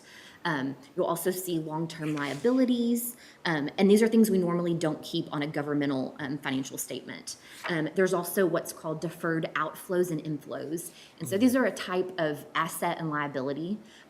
So we have our pension plan and we have our OPEB plans, which are our other post-employment benefits retiree insurance. And so there are assets and liabilities tied to both of those plans. So those must appear here, as well as any premiums, deferred losses or gains on refundings of debt. Those things have to be amortized over their life as well. So this just pulls all that in, and this, again, will just creates financial statements that do look similar to a private sector businesses. And then at the bottom, the end result is the net position. So different than what we, talk about as fund balance. This is a much different number. And over time, that change in net position serves as a really good indicator of our financial position. So I know a lot of times when we're being reviewed for a bond issuance, that net position is really important because it's encompassing everything. It's looking at your long-term assets and liabilities and, what you have covered debt and not. And so very important to a lot of reviewers of our financial statements, even though it's not something we talk about on a daily basis. We're more concerned about the actual fund balance. So in the net position, the unrestricted amount, is that the unassigned fund balance or? No, that won't tie to that. So what happens is under net position, there's a section, there's many lines there. Right. And so like the net investment in capital assets, it takes your net position. We take what our capital assets are net of depreciation and net of any debt that we're sitting on for those assets. Right. And then as it goes down, you'll see some restricted net position, which is similar to what we sometimes talk about when we have restricted funds. Okay. And then what's remaining is the unrestricted. So similar in a way to the unassigned, but you'll see that is much less when we look at what's actually sitting in our cash. Right. But it's because debt is being, we account for debt in that number, so. Okay. Thank you. Of course. A And then real the quick page- question for you, turn from that I'm so sorry. page. The figure that's tied to infrastructure. Okay. When we define infrastructure, that's actually, is that our roads? our Those are bridges? roads, bridges, and then as improvements are, made on those pieces of property, if they're not just normal maintenance, those assets are increased in value, and then we depreciate that over the useful life. But that's roads, bridges, low water crossings. So how are we getting that figure to you, since we don't have that cartograph system that I know back long ago, they used to pull that data? How are we getting this information to you where you can pull So that it's figure? based on actual expenditures at the time. Oh, So, okay. like this last few years, there's been some really large projects, the Chapel, Ritchie, Spiegelville, Surrey Ridge. So if we're spending those funds, at the end of the year, we add those on as assets, and then they start being depreciated over useful life. So if you look at our asset ledger, a lot of the infrastructure items, you can guess, are extremely old. They go way far back. So not a lot of additions happen there, but it is based on actual cost spent. Okay. So the day-to-day that we used to track, where I think we were pulling maybe equipment, labor, and not necessarily materials, but fuel, et cetera. Those can't be included in this. So this is probably a number that's lower than what we're actually doing with infrastructure. Yes, and it just depends on the end use of what, what you're trying to accomplish, who's needing that information. But yes, I know that y'all will, pull in the labor cost, any fuel or admin costs that you incur. But this is just based strictly on, The expenditures. the expenditure. that We are had a coming through. contract with this construction company. I got you. These Okay. things, not guessing. And then the page, just directly across from it, page 35. So this is the statement of activities. And again, what's considered government-wide. It's based on a structure that's more like a business. And so this is one of my favorite financial statements. I think it's really interesting. And so if you look at the first column, these are our expenditures. And this, again, everything rolled in. These are expenditures by function. So what are each of these functionings actually spending? And then as you move over, it shows you what revenues are actually being brought in that are directly tied to that function. So is that function producing revenue that is coming in to support it? And so as you follow those functions across the page, you'll see, of course, that our functions of our government that, most of it's all, mandated things that we have to provide. They don't support themselves. They can't.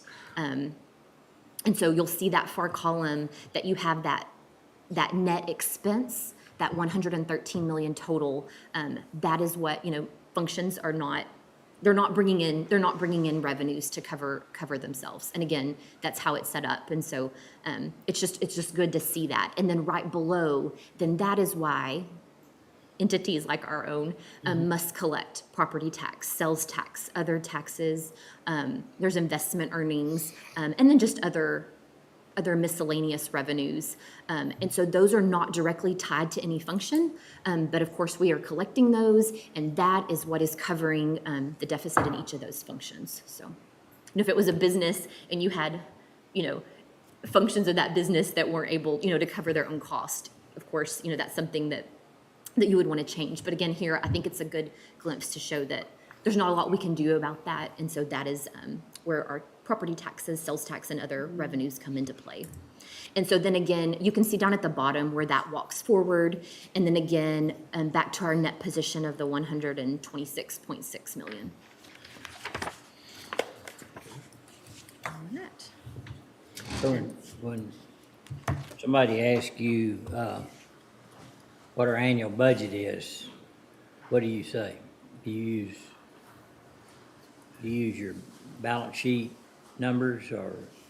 So, we get that question a lot, and it kind of depends on what they're trying to get at. But most of the time, what we will give them is the budget that is adopted in the budget that y'all adopt each summer. So, the general fund, the debt service fund, the permanent improvement fund, and then we'll add in special revenue funds if that's something that they're interested in.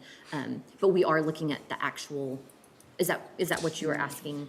Like, Yeah, so is It's it not that this- 126 million, or is it? oh, you're talking about the fund, like what the ending fund balance is? So what are you calling when somebody says, what's your annual budget? What do you? 120, is it like So if they say- 130 million? Yeah, if, most of the time what we're looking at is fund balance, which we'll look at here next. But again, the net position is different. That's a completely different number. But most of the time when I say most of the time, probably 99% of the time through the year, we are concerned with that fund balance number, because that is actually what is in cash, that is sitting, that is available for us to But spend. if somebody asks, what's McLean County's budget for this year?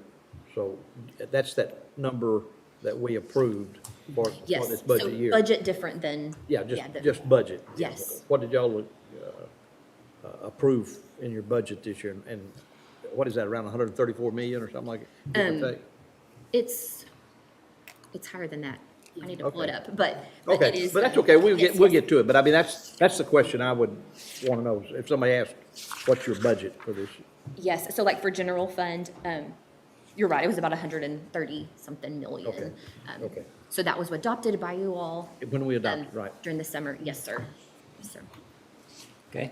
So, could switch over now. Those government-wide, those are in there, so I just wanted to explain why they're there All right. and how to use them. So now governmental. So this is, of course, what we're looking at more often than the government-wide. So I just want to kind of talk through, there's 3 sets of financial statements in this report. So you have governmental funds, which are, general fund, debt service fund, your special revenue funds, even funds like our PFC funds and the LPPF. And so those are all included in what's called governmental funds. We have proprietary funds. So for McLennan County, that is our self-insured health funds, health, vision, and dental. And then we have fiduciary funds. And so fiduciary funds are funds that the county is the agent of those funds, but it's not our money. And so I just think it's good just to kind of see at a glance those 3 sets and how they relate or don't relate to each other. We don't talk a lot about fiduciary funds because it's not our money, but of course we have to account for it. And a lot of money flows through those funds. So taxes collected for other entities, inmate trust, minor trust, Yeah. seized accounts. Right. State revenue we collect for the state. So those are your 3 sets of financial statements. We're responsible for it. It's- Yes, sir. Yeah. But what the Accounting Standards Board found is that, someone that's looking at our financial statements and wants to know, okay, that's their current year. If that's what occurred, that's where they end up. but what debt do they have? What long-term assets are they sitting on that are very valuable to them? You know, if everything ended today and TCDRS was all paid out, if everything, you know, everything happened, what situation? Recording in progress. And that's where the government-wide comes in, yes. Okay, We back going? look at my text. You say go ahead. It does. All right, again, we've had technical difficulties, and so we're back live again, and we're discussing the 2022 budget in its final draft. So Francis, go ahead. And I need to get connected again as well. But yeah, so starting on page 36, so those are our governmental financial statements. And I will get this done as quickly as possible.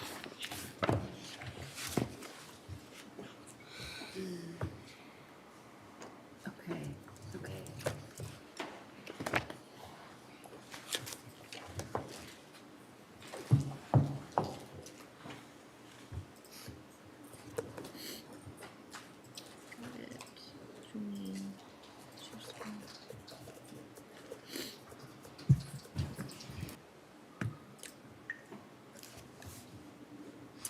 Okay, so like I said, on page 36, 39, so that's going to be your balance sheet and then your statement of revenues and expenditures, along with a reconciliation that ties these to those government-wide statements that we mentioned earlier. So the reconciliation is going to state everything that was added or taken out of these governmental financial statements to turn them into the government-wide.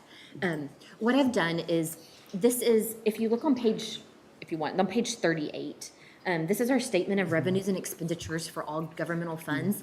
I just kind of took it and really collapsed it just so we could look at it a little easier. Thank you. But this is just the information on page 38, just in a different format.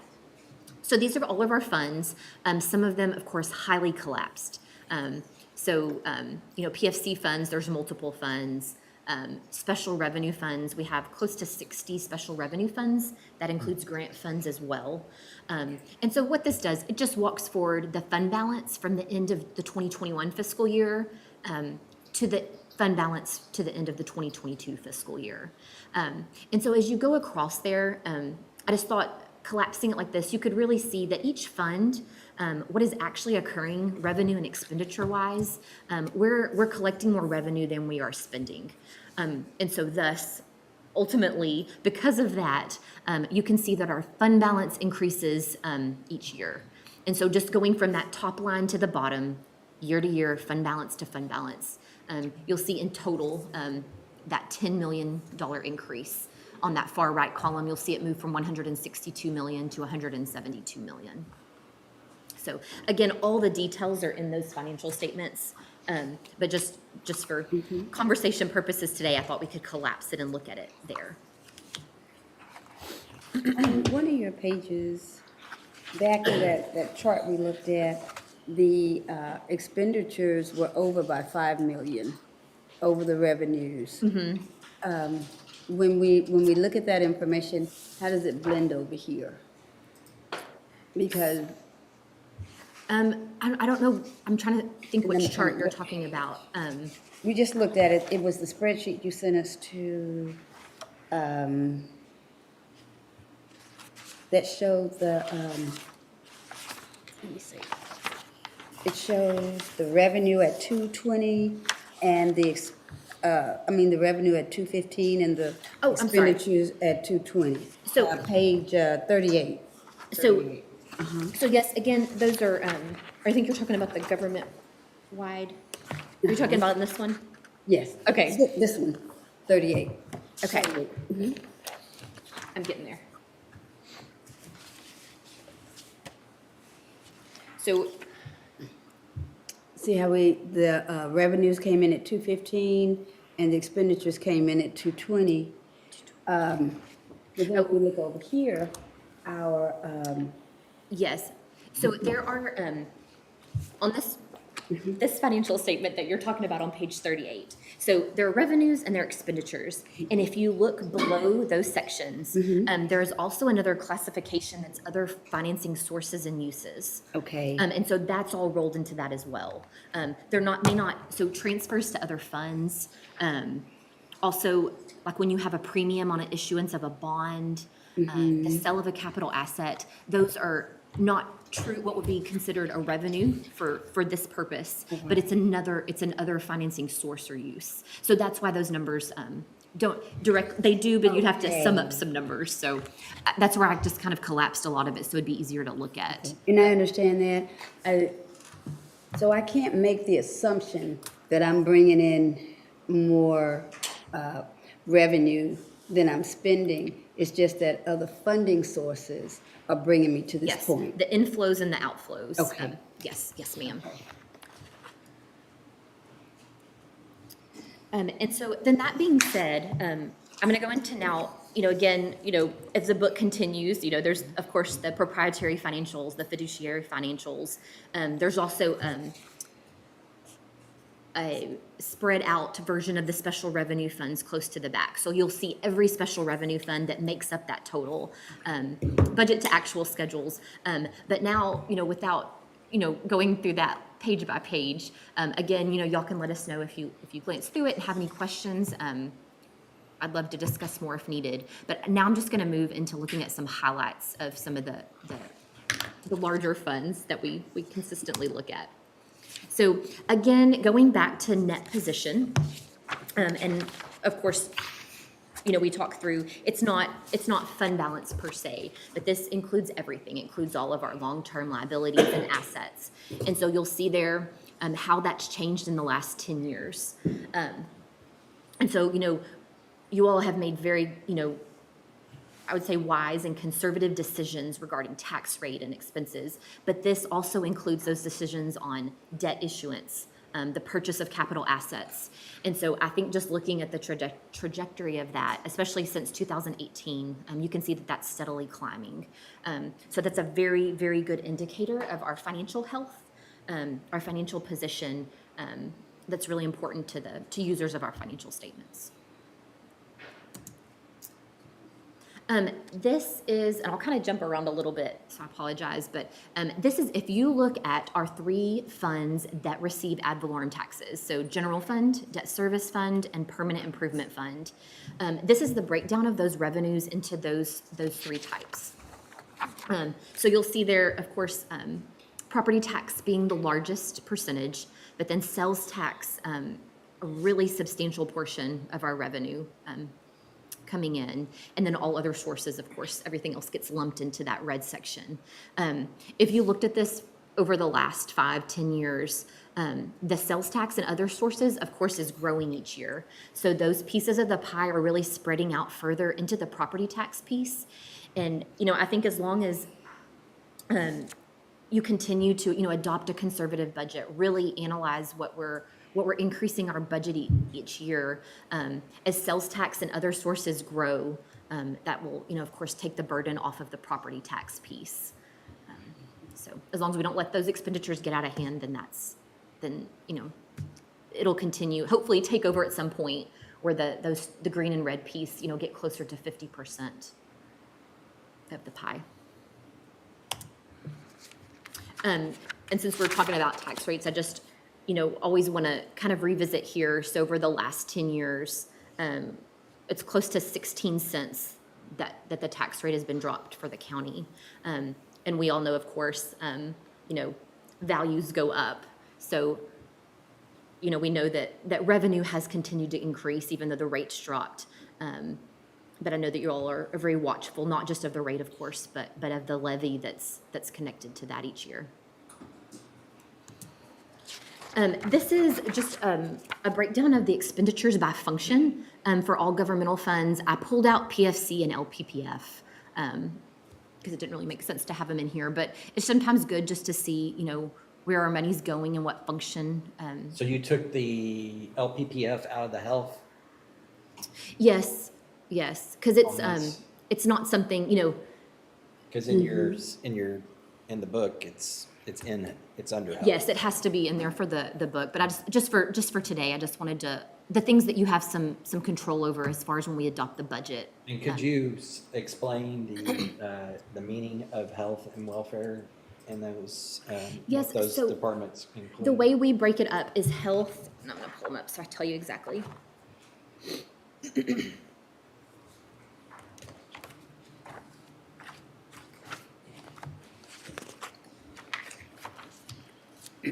So health is going to contain gel medical for both facilities and our county health services department.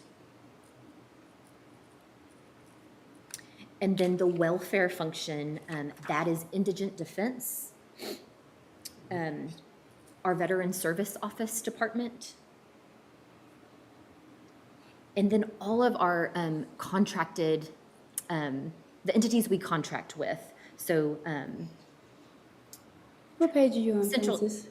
this is actually the budget. I was just looking at budget to actual for general fund. It's it starts. I'm on page 149, but it just breakdown. It breaks down each function and what departments are gotcha. contained. I gotcha. So you know, our animal shelter, fire protection, Okay, Meals on Wheels, all of those. That's contained in the welfare. okay. And then this year specifically, I guess the last 2 years, the emergency rental assistance program, that was a very large amount also. So you'll see an increase in those, in that function from prior years as well.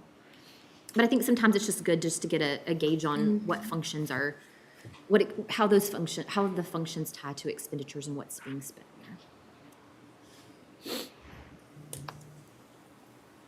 there. Okay, so going back to just general fund, so just focusing on that fund.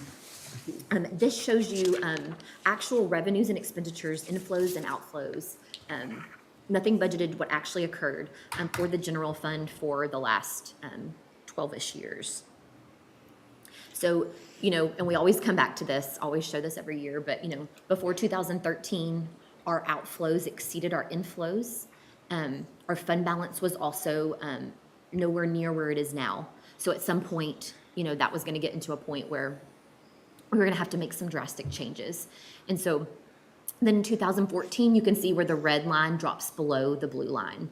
And so that's where, you know, that gap between the blue and red dots, that was the excess revenues that we were bringing in. And that's what we have used to continue to build up our fund balance to a place, you know, where we feel confident with the fund balance that we're sitting on in case it's needed, in case of an emergency.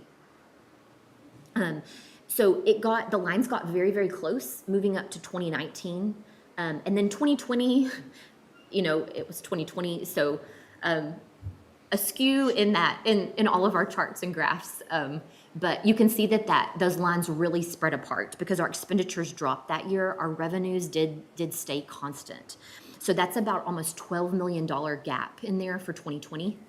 Moving to 2021, it got further. It got almost to 17 million between revenues and expenditures. And so, of course, building our fund balance, but we knew that there were places in the budget that we needed to look at that maybe consistently we have over budgeted, but also, of course, getting back to normal after COVID. And so then fast forward to 2022. And so for 2022, that gap is a little over $5 million. And so, you know, getting back to where we were before. Anytime you see those lines make a real steep change, you really need to pay attention to it. And, you know, right here, this straight up is indication that, to me, that we need to really look and see what caused that. And, you know, I think it's a couple of things, but staffing, increased staffing, some of it's kind of mandated. But, you know, also this past year with the COLA, increased COLA, that, you know, that's just a baseline and it keeps going up from there. Correct, yes. And so, but the other point on the fund balance, unassigned fund balance, and what we keep in there is not, to me, not so much about something that could happen that you would be in trouble in 1 year. I think it's more the cushion that gives you a couple of years to right the ship rather than knee-jerk. And because I think the public wants a tax rate that's consistent, is, you know, we can get it. And so if we had the knee jerk to jump up and then lower it back the next year, that's not what people want to see. Definitely. So we need to correct things to get them in line, and having a good fund balance helps us do that. And, you know, it may be that we have to drop below our policy one year, that's an exception to our policy, but it might be a decision we decide to make that exception because we know it's gonna right size the next year. So it gives us a little bit more flexibility. It's not Yes, I just agree. for one big wreck or whatever. We're insured and we're, you know, have a lot of risk mitigation policies in place. And, you know, I know, you know, just looking at this, it's some simple dots on a chart, but, like you were saying, there's a lot that goes into those steep and not so steep inclines in both revenue and expenditures. And we'll really like step back and look at those reasons why, as we get closer to budget, and what we need to change or keep the same. And I also wanted to point out that, you know, this is based on actual activity, but if 2022 had not occurred yet, the budget that was adopted, the red would have exceeded the blue. Right. And that is because we wanted to eat into our fund balance and get it, you know, get the percentage down. But when expenditures come below budget, there's always revenues that come in that we don't anticipate, then that's where we end up. And then that gap, of course, is then what continues to increase our unassigned fund balance. Yeah, but the fact that we've got a good unassigned fund balance, we were able to lower tax rates because we had more revenue coming in, and we didn't need to stay at the same tax rate, and so we lowered it. So that's, you know, compared to other taxing entities in the community, I don't think anybody compares to us. Yeah, 'cause they don't.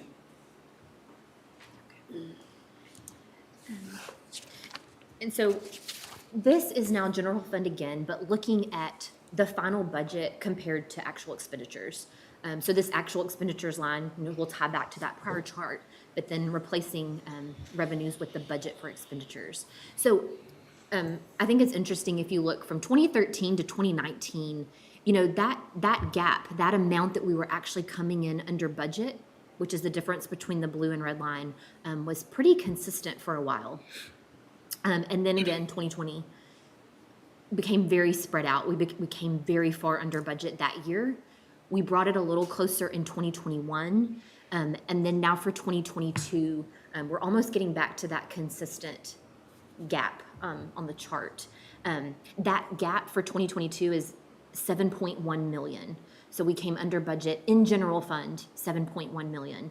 And it's a large number, but when you look at it as a percentage of expenditures, it's just a little over 5%.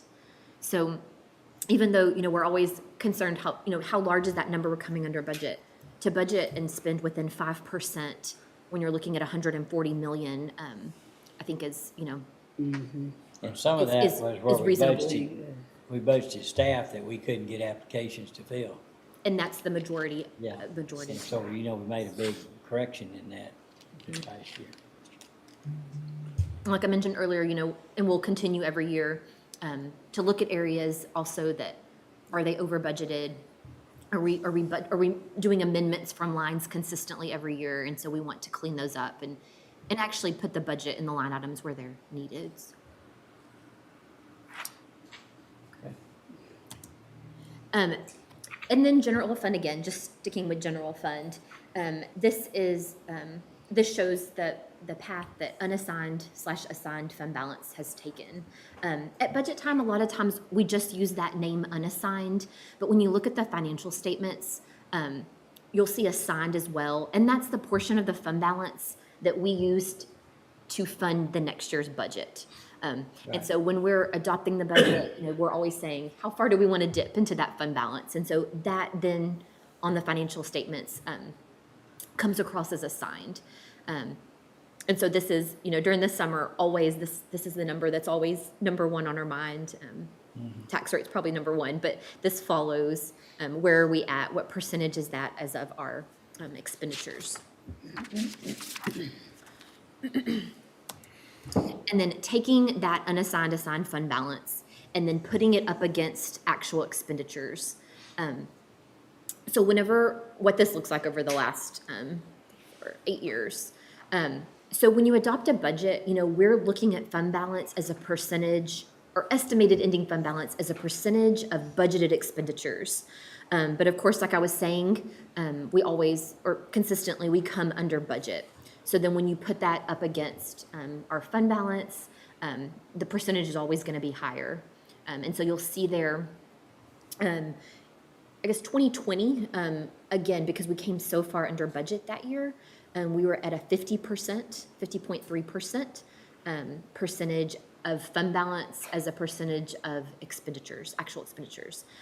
Moved up again in 2021, and then we've brought that down a little for 2022, just to get back in line with your policy that you set. And we'll continue each year to budget, when we budget and estimate revenues and set the tax rate, bringing that percentage to a reasonable number, a number that you're comfortable with. Any other questions at this point? Any questions? That's good. So I just have a couple more things. This is, jump into our proprietary funds, our health insurance funds. So currently, there are 3 pieces. It's health, vision, and dental. And so this chart just shows red is expenditures of those funds, blue is revenues coming in. And so since 2019, the revenues coming in have exceeded the expenditures out of all those funds year after year, and that fund balance is building in those self-insured funds. And Randy McGraw, our consultant, our insurance consultant, he'll present something to us during the summer, because he will have these numbers as well and be able to tell us how we should proceed in the future. There again, having that margin keeps you from having a knee-jerk reaction of upping premiums on an employee, and then the next year lowering it back. It's just try to be consistent, be fair. The money's not wasted if you got a little bit over revenue, because it'll be used as we blend it back in. Yes, it's your revenue, so it's there. It will not go anywhere. So we've kept that rate the same for 5-7 years now. Yeah. It's So I don't know anybody that is, I don't know any expense that's able to stay flat like that. Agree. I remember one time it seemed as if we had several claims that were exceeding, I can't think of the term, like a stop catastrophic. loss. Yes. Has that kind of declined? Because I'm seeing, revenue here and expenditure here. And I think on that previous slide where we saw the expenditures over the revenue, that might have been a time when that was happening It to us with was. employees. It was exactly that time. Graph shows exactly when it was. You're right. So, And we do have stop loss coverage, of course. But there are years that we just unfortunately have some catastrophic claims. Excuse me. We've been extremely lucky in the last. But the stop loss ought to hold that at a certain point, shouldn't it? Yes. And then this is just showing your ending net position. We looked at revenues versus expenditures, but then this is just, where do we end up? And so again, a compilation of health, vision, and dental. And so you can see that it's steadily increasing since 2017. So I was going to ask you, are we seeing, and maybe it's an honor question, that we have a younger workforce? I'm trying to see, because I know that was the premium that we were paying that shot us up like that. It was our portion that we had to pay that did that, right? So our premium portion that, it's really what's being transferred from the general fund per employee over to our health insurance fund. But we haven't had any substantial change in it, any change really in quite a while, what Commissioner Jones was saying. I'm not asking the right question, then I'm using the wrong term. I guess when that red light goes up, when that red line goes up, that is us paying out money. That's not the insurance paying out. I mean, that's the insurance fund paying out, right?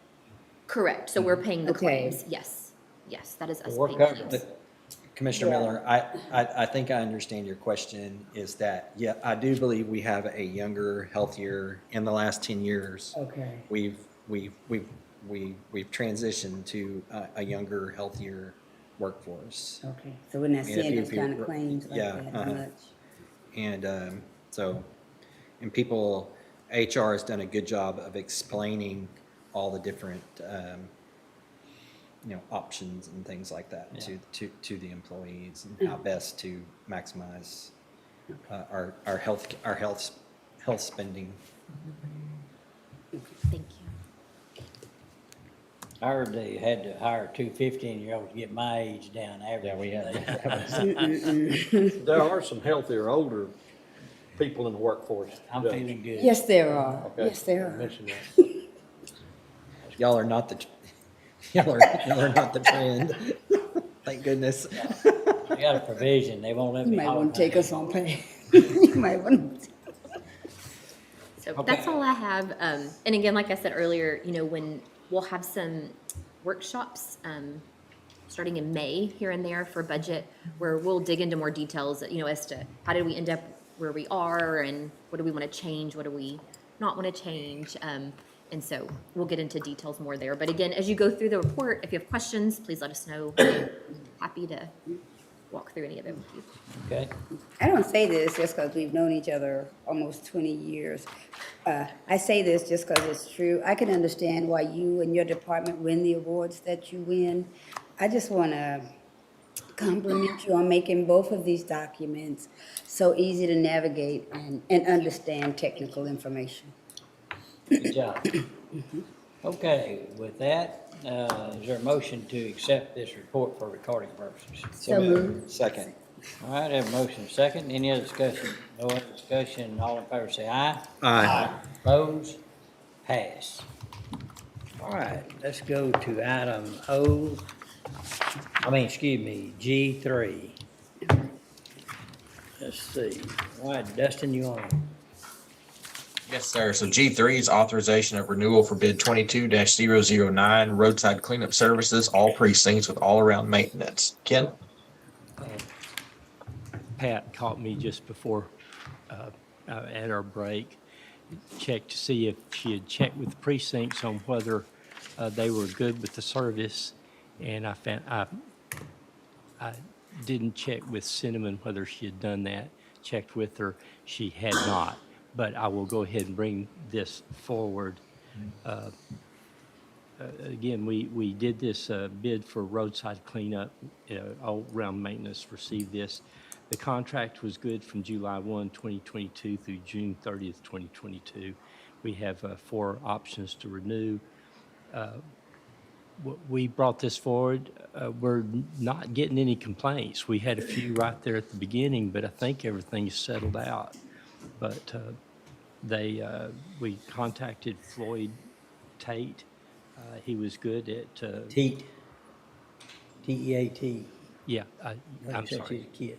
Yeah. And he was good at renewing the agreement with no price increases or changes to the current contract. If the court accepts, this would be good from July 2023 through June of 2024. What's the dollar amount again? I'm sorry, I don't. Is it in the, What do we She pay didn't over? put it on. Around $6,400 a month? Yeah. Is that what each department's what we paying? budgeted. Something like that. You remember what you pay a month? So we budgeted 312,000 for this current year, and I'm trying to remember if that was Yeah. for a full year. Yeah, divided Think my by bill was like 4. $6,400 a month. Yeah, divide by 4, yeah, per precinct. so we primarily did this because we're not using inmates, right? Right. But there's other things, does this do other things other than what the inmates did, TJ? Or- I think it's just picking up trash, isn't it? Trash pickup. it's just trash picked up in different precincts. And so we're not seeing any change in being able to go back to the inmate crews. I guess that's a, Ken, is there an out with this if on both sides with a Yes, certain sir. notice? Yes, sir, there is. 30 or 60-day notice? I believe what we did actually is just a non-funding clause. He, having to set up the way he did, he wasn't too keen on having just a, 30-day out. He had an investment to make. And so we have a non-funding clause for it. Which means? When you are budgeting this next year, you can non-fund it, and we just don't have the It goes away. service. What about in the middle of the year?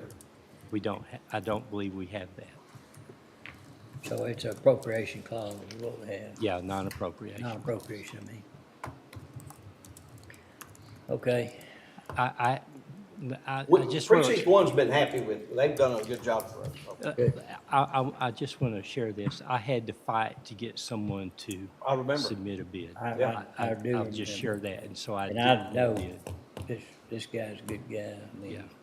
We haven't had a problem with them showing up when they're supposed to show up. They're always there, and they work the week like they're supposed to. We haven't had a problem with them. Okay. I think it'll hurt our operation if we have to go back to trying to do it ourselves. And that's probably not an option anyway, so. Okay. Move to approve. Second.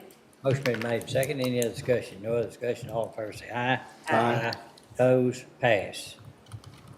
G4 is regarding the recommendation for McLennan County Trading Post Road Creek Crossing improvements, authorizations to include bid alternate from Meckel Contracting LLC. Yes, sir. When we brought the recommendation to the court, I believe that was on March 21st, we neglected to include the alternate that was included in the bid. That alternate was for a low water crossing sign, a warning sign. And that amount was for $7,700, and an additional amount for the performance bond would be about $231, bringing the total bid amount to $543,517.51. Again, talking to Zane, he really would appreciate having that low water warning sign. So I come back to the court asking for the additional monies. Okay. All right, any And questions? Judge, Yes. Go ahead, Dustin. sorry, I was just going to say that we still need to discuss the funding source for this, and I know Francis can touch on that, but we have researched this and worked with Forvis.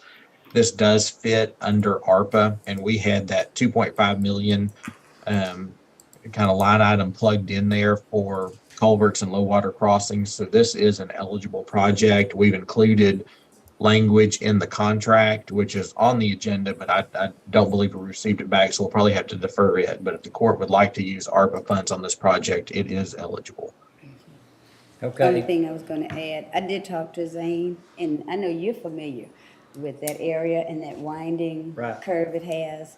So I could see why we have the need for this instrument. According to Zane, it was in the bid, it just did not get into the court's motion in approving the project. But it- Yes, ma'am. And can the approval of the use or proceeding with the use of ARPA funds for this, could that be rolled into the action for this? And Francis, we actually have it. It's L1A, discussion and or action regarding the use of ARPA for Trading Post Creek Crossing project. Okay. L1A, Let's see.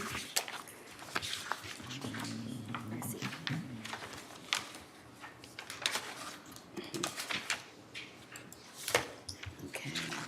Oh, it's all in taxes. yeah, okay. Okay.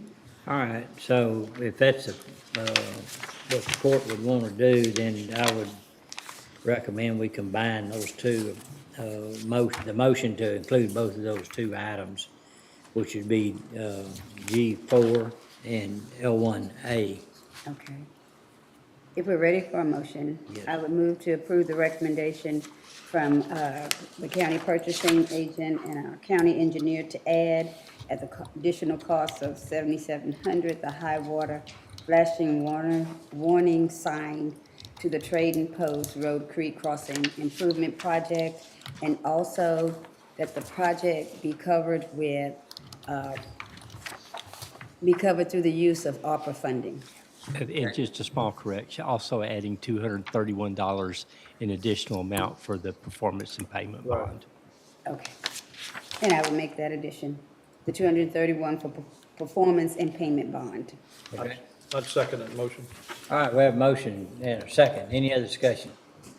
No other discussion, all in favor say aye. Aye. Opposed? Pass. And then Ken, under H9, the construction agreement with Meckel, do we need to just defer it? Yes, sir.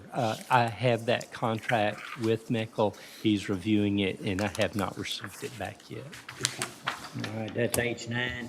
Yes. Yes, sir. Is there a motion to defer H9? So move. Second. All right, we have a motion and a second. All in favor say aye. Aye. Opposed? Pass. Right, moving on to item H, contracts and interlocal agreements. H1 is reauthorization of private switch agreement with McLennan County 911 Emergency Assistance District. This switch allows us to have enhanced 911 service on the downtown campus. All right, any questions? If not, I'd make a motion, we approve that. Second. Have a motion and a second. Any other discussion? So discussion, all in favor say aye. Aye. Opposed? Pass.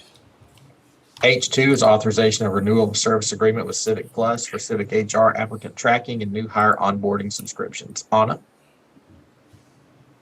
Thanks, Dustin. Good morning, everyone. Good Morning. morning.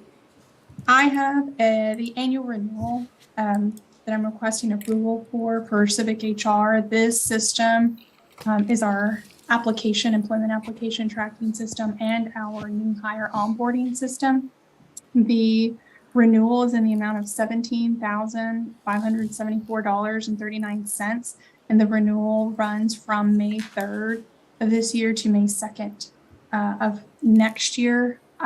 There is a 5% increase from last year's renewal, and this will be our last year renewing with Civic HR. I do want to highlight that. They are sunsetting this system. When I say Civic Plus is sunsetting this system as of September 2024, and we are already working with our IT department in researching and demoing new applicant tracking systems that we hope can help expand our reach when posting. Okay, any questions? This renewing at this time, Anna, will give us time to research and find a replacement by renewing now? That's an advantage? Yes, sir. We have a year. We want that year to be able to have the time to research an applicant tracking system that truly meets our needs. We're hoping we don't need any kind of extension by May of next year. We're hoping to have found our next system before the actual sunsetting of current system in September of next year. And there are other systems out there, though? Yes, sir. There are a lot, so it's gonna take some time to research, and IT already has scheduled demos for us. We've seen 2 so far. Okay. All right. Okay, if there's no other questions, what's the court want to do on this? Move to approve H2. Second. Have a motion second, any other discussion? No other discussion, all in favor say aye. Aye. Opposed? Pass. And Thank you. Dustin, on H3, let's take H3 and H6. They're both Commissioner Smith's items. Yes, sir. Okay. So H3 is authorization of interlocal with Lorena Independent School District, and H6 is with the City of Moody. Correct. It's just interlocals that we're going to work with them on making some improvements. So, All right, and so there's a motion. I move to approve H3 and H6. Second. Have a motion second, any other discussion? No other discussion, all in favor say aye. Aye. Opposed? Pass. H4, authorization of service agreement with Motorola Solutions for Sheriff's Office radios. David Ives? Yes, thank you. Commissioners, this agreement is for service on radios that we have that are not currently under the warranty for issued when the products are sold to us from Motorola. If you look on the first sheet in the bottom left corner, it'll give you the exact quantities and model numbers of those radios. This coverage period is from 2023 until October of 2025, and the average radio repair costs us between $250 and about $2,000. But these radios, the value of the radios themselves, as far as replacement goes, Typically runs between 4,200 and 5,600, depending on options and encryption. And we would like to go with this contract as it is not a recurring fee. This is just, we purchased this and they are covered for the period stated on the beginning of that contract. So if a radio goes down, they either repair it or replace it? Correct. Any other questions? Is there a motion to address it? Move to approve H4. Second. Have a motion and second, any other discussion? No other discussion, all in favor say aye. Aye. Opposed, pass. Thank you. H5, authorization of Lexus subscription amendment with library patron access with LexisNexis. This is for the law library, and Lexus is sunsetting the current product we receive and moving to this Lexus Plus system. This has been reviewed by the law library committee and is recommended for approval. All right, I'll make a motion we approve. Is there a second? Second. Have a motion second. Any other discussion? No other discussion. All in favor say aye. Aye. Opposed? Pass. H7, authorization of renewal for janitorial services contract with Texas Urban Enterprises. Ken? Yeah, I believe TJ consulted with Texas Urban on a renewal with Scott Patterson. He stated he would like to renew, but was requesting a 3% increase. The total amount now would be $47,202. And if approved by the court, it would be in effect from March 2023 through March of 2024. All right. Any questions? What's the pleasure of the court? Move to approve. Second. Have a motion second. Any other discussion? No other discussion. All in favor say aye. Aye. Opposed? Pass. H8, authorization of wastewater inspection system agreement with Riddell Septic, Road and Bridge Precinct 2. Commissioner Miller or TJ? Oh, okay. Yes, this is the maintenance agreement on the septic system for the new facility and what we were doing. And TJ's in here. I would let him say it. Well, this is the one where we're just trying to get both agreements under the same vendor, right? Yes, ma'am. So this is one for the old barn. We're rolling it in with the new barn. Okay. All right. Any questions? All right. Commissioner Miller, is that a motion to approve? Yes. Second. I have a motion and second. Any other discussion? No other discussion. All in favor say aye. Aye. Opposed? Pass. H10, regarding the second professional consulting contract addendum with Lockwood, Andrews, and Newman for McLennan County water planning. This invoice totals $2,050 for their services related to water planning through March 17th. All right. Any questions? If not, I'll make a motion to approve. Second. Have a motion and second. Have no other discussion. All in favor say aye. Aye. Opposed? Pass. Moving down to, Go sorry, ahead. Judge, go ahead. No, go ahead. J1. Moving down to item J, capital improvement construction projects. J1's regarding the Robinson Industrial Business Park Project, interlocal cooperative agreement with Robinson, authorization of payment request. Back in March of 2022, the court approved an agreement with Robinson for financial assistance totaling $500,000 for a 2,700 linear foot extension of Corporation Parkway. That work is now largely complete, and Robinson has submitted their payment request in accordance with the interlocal agreement. All right. Any questions? Not, is there a motion to approve? So move. I have a motion. Have a second. All in favor say aye. Aye. Opposed? Pass. Under item L, we'll hold these ARPA discussions until this afternoon, if that's okay. Yeah. Go hold. L1D is a professional consulting contract with Lockwood, Andrews, and Newman for authorization of professional services. This is their invoice for their ARPA work. It's $6,153.60, and it is recommended for approval. I'll make a motion to approve. Second. Have a motion and second. Any other discussion? No other discussion. All in favor say aye. Aye. Opposed? Pass. L3 is another invoice from Lockwood, Andrews, and Newman. It's for the Water Smart Grant Services. It's $5,744.55, and it is recommended for approval. I'll make a motion to approve. Is there a second? Second. Have a motion and second. Any other discussion? No other discussion. All in favor say aye. Aye. Opposed? Pass. Under item M, M1's County Sheriff, authorization of request for purchase of duty weapon upon retirement of peace officer. Ken? Yes, we received a request from the sheriff's office. Thomas Noble would like to purchase his service weapon, and as we've brought to the court even recently, we believe the fair market value for that weapon be $325. Again, we can do this under Government Code Section 614.051. All right, I make a motion we approve. Second. I have a motion and second. Any other discussion? No other discussion, all in favor say aye. Aye. Opposed? Pass.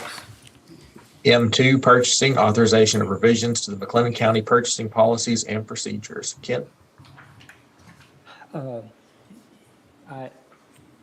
This came up in connection with ARPA funding on some of our items. We were trying to connect the bid that we did on Trading Post Road to the ARPA funding and working on those connections in having that reviewed by our consultant. They requested a copy of our purchasing policy. I noticed when I was looking at it that it needed some revisions. We haven't really revised anything other than changing some of the buyers' names in a bunch of years. So I highlighted a lot of areas in red, in changes, and have brought to the court for your review and possible approval. All right. I did have Dustin look at it, Mike look at it, and I Okay. had Francis look at it. All right, no questions, is there a motion to approve? So moved. Second? Have a motion second, any other discussion? No other discussion, all in favor say aye. Aye. Opposed? Pass. M4, human resources, authorization of bilingual testing and pay requests for the 19th District Court. Anna? Yes, I have a request here from the 19th District Court to participate in the bilingual pay program. They'd like to assign one of their 3 court administrative positions to be eligible for and receive bilingual pay. They did complete the request form for bilingual pay, identifying the need to assist Spanish-speaking customers, clients in a customer service capacity. And then we have reviewed their request along with the bilingual pay policy, and we recommend that they are eligible. This request would include the ability to test the employee, pay for that $60 test, and then also have the employee, if they pass the test, be eligible for bilingual pay for the remainder of this current fiscal year in the amount of $440. Any questions? And this is in line with what other counties and all pay for bilingual. Yes, sir. Okay. All right, what's the pleasure of the court? Move to approve. Second. Motion made and second, any other discussion? No other discussion, all in favor say aye. Aye. Opposed? Pass. Thank you. Thank you. M5, criminal district attorney, authorization regarding creation of Zoom account. Ken? I have to apologize a little bit. I didn't send any documentation, but we received a request from the DA's office. They'd like to be set up on a paid-for Zoom account, as many other offices has done. I was waiting to get, we've kind of combined all the Zoom accounts into one deal so that it's all renewed at one time. And so I was looking for a prorated amount to bring to you, but I can share with you that the yearly rate is $199.90 per year, or has been. And so without further documentation, again, it's just a request to have their own Zoom account. Okay, any question? Not, is there a motion to approve? So moved. Second. Have a motion and second, any other discussion? No other discussion, all in favor say aye. Aye. Opposed? Pass.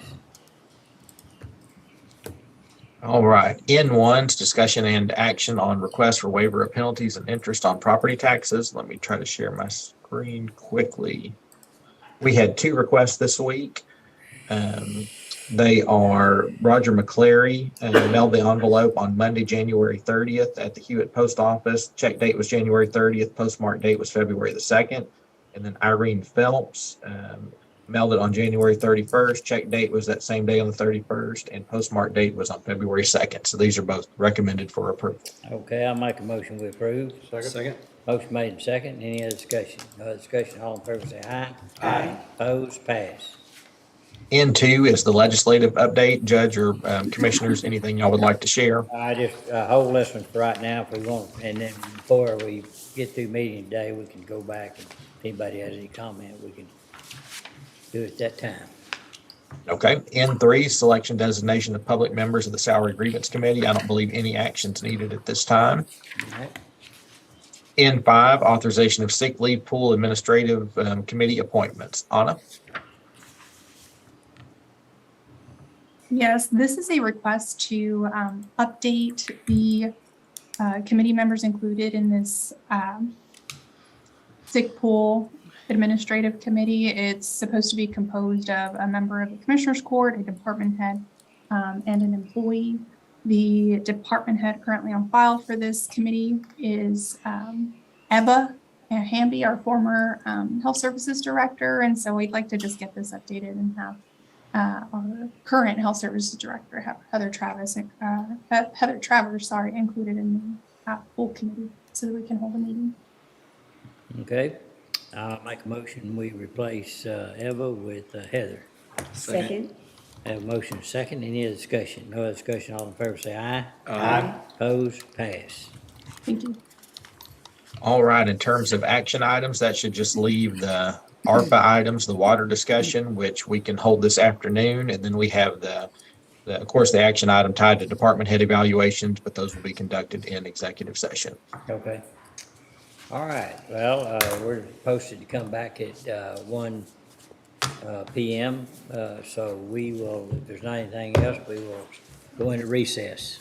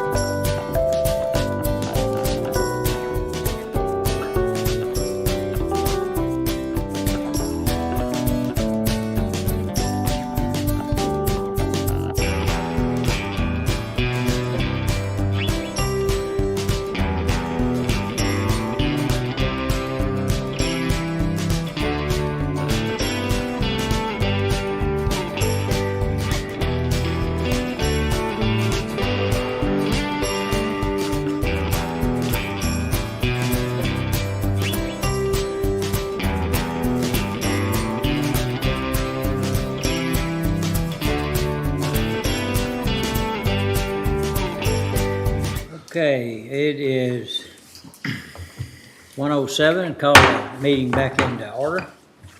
Dustin, I guess we want to go to items L, under L. Yes, sir. So it would be L1's the ARPA discussion, and then we have several action items under L1B 1 through 15, then also on the supplemental agenda under item B1A, having to deal with the water issues under ARPA. Judge, would you like me to just kind of show our spending plan real quick, just as a reminder of where we currently sit? Right, and then as I mentioned, we want to jump to the Old Springfield Road discussion, and I'll let Commissioner Miller kind of introduce that, and the folks that are here. And then Tom can get into his full report, but yes, go ahead. Okay, so just as a reminder of kind of where we are, this is the spending plan that we've created, just as that normal caveat. This is not the official budget for ARPA. Francis, of course, maintains that and brings it back to court for approval, but Francis and Haley do help keep this updated with us. So just as a reminder, we started out with 49.8 million in ARPA funds. The lost revenue portion of that was 10 million. That can be used for the provision of government services. This is where we did the Paul Tyson demo, some of the volunteer fire departments, the Fire Protection Association, and that leaves about 9.1 million to be spent on the upcoming downtown jail renovation. Assuming that full 10 million is spent, that left 39.8 million for county and non-county projects. To date, on the non-county projects, we've spent about 25.5 million. That includes the $10 million that has been allocated and set aside in this water bucket, as we've called it. That's everything from $3 million for behavioral health network, the 2.5 for Waco Family Medicine, also including the 8.4 million for the Central Texas Industrial Training Center. Inside that water bucket, we had set aside the 4.4 million for the arsenic issues. We had already approved the $30,000 for Tawakona Creek for that baseline study.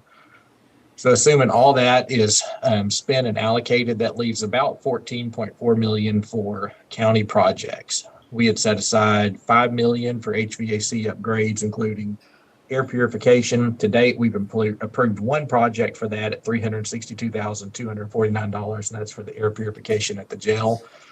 Also have 5 million set aside for HVAC projects and miscellaneous things that we can fit into ARPA at the downtown jail. Then we also have the 2.5 million for low water crossings and culverts. And this morning, the court approved 543,000 of that coming out of that for that Trading Post Creek crossing project. So assuming all those are spent, that leaves about $645,000 that's unallocated inside of ARPA for right now. And so, Judge, with that, I don't know if you want to move on. If there's not any questions, we can move on to Commissioner Miller and Old Springfield Road. All right, any questions on that report? All right, good job. All right, Commissioner Miller. Well, good afternoon, everyone. And I want to thank Mr. Nathaniel Haynes, Mr. David Shaw, and Mrs. Shaw for being with us this afternoon. They are property owners on Old Springfield Road, an area that I took in with the new redistricting. Coach Haynes, as I've known him all my life, went to school with his son, but Mr. Haynes is connected with the Chapel Hill Baptist Church, which is located on Old Springfield Road, and Mr. and Mrs. Shaw live on Old Springfield Road, along with another list of property owners. But Mr. Haynes contacted me and made me aware of the fact that there is no water line that goes down Old Springfield Road that allows property owners to tap onto it and thus have what we all have, running water in their homes and in their facilities. And so I went out to the site after I talked with Mr. Haynes, and that's when I met Mr. Shaw, who gave me a full understanding of exactly what the situation is. And I thought I was going out there to a rural area, but it's not. It's quite urbanized. It's just a street with homes and the church on it. I've asked them to come today. I'm going to, at first, let me, though, thank the court for putting Old Springfield Road on the water project spreadsheet so we could have a conversation on if it's eligible for ARPA money. I feel that it is, but there are all different spigots in the county budget. So we'll come to that road when we get there. But I have asked them to come and perhaps through their eyes and through their words, you all can hear what they have been dealing with since, I guess, the beginning of time, because there has been no water down that road. One of the complexities with Old Springfield Road is that we share it with the city of Waco. It's not totally just in the unincorporated areas of McLennan County. A portion of it is within the city of Waco. And another odd issue is that it is less than 0.2 of a mile from Kendall Lane. So it's surrounded by urban area, and the urban area that it's surrounded by all has running water. They're the only roadway that does not have running water. You all want to come to this table up here? Am I getting that right, Mr. Shaw? You too, Coach, you come on up to the table. You're not gonna come? To this table? This table? Did I get that right? But I'll let you explain it your way, and you could even give us more history. Well, I'll attempt to explain it. I have a tendency of getting a little nervous in front of you gentlemen, so please bear with me. We were nervous because you were here. Well, my reputation does precede me, okay? I have been known to get a little high-tempered. Previously, our previous county commissioner, Mr. Moshe, him and I got to know each other quite well. Okay. But anyway, as Ms. Miller explained, Old Springfield Road is in half of the city, and then the other half is in the county. Old Springfield Road area is completely encircled by the city. It's a kind of a little island of itself. But in the meantime, Chapel Hill Church, Baptist Church there, has been there since 1881. As much as I hate to say it, it's been there without water. They've had wells, and right now, because of the drought, it's dry, and they have been relying upon rainwater. And as we all know, it hasn't been raining. So right now, they have very, very minimal water. Mr. Haynes here is one of the deacons there at the church, and we kind of trying to gang up on you gentlemen and ladies to request that we resolve this issue of a lack of water. Let me get back to my notes, please. Go ahead. As I stated, the church has been there since 1881. It's been over 140 years that it's had to rely on Mother Nature for water. There's been a gentleman, Mr. Travis Beach, has been wanting to buy land there and build a house. Trouble is, no water, no building permits. Mr. Hector Perez, same situation. He's wanting to purchase land on Old Springfield, same deal, no water, no building permits. My son has been wanting to buy land. Again, same situation. No water, no building permits. The lack of water is preventing the growth in the area. The future growth was the very reason given for water and sewer to be installed along South University Park's Avenue Drive. And that was all paid for by the city. At least, and then as far as no water, if we could get water, we don't ask for sewer simply because being in the county, we're allowed to have our own septic systems. But if we could get water along Old Springfield Road, at least we could see some growth with availability and access of water. I don't know what else I can say to try to convince you, gentlemen. If you have questions, please ask. I will be glad to answer. Mr. Shaw, where do you get your water right now? Well, We used to have a well, but we had to give it up because the water was just no good. We've had to run a water line right at 900 yards down to Chapel Hill, where the nearest water is, and tap on there. We've had to run a 2-inch pipe from Chapel Hill up to our house, and we currently have city water. so are you closer to Chapel Hill Road than the church is, or are you further? Actually, I'm a little further. So could the church tap onto that 2-inch water line? We have actually thought about that. That 2-inch line is our line. Right. Coming off of our water meter.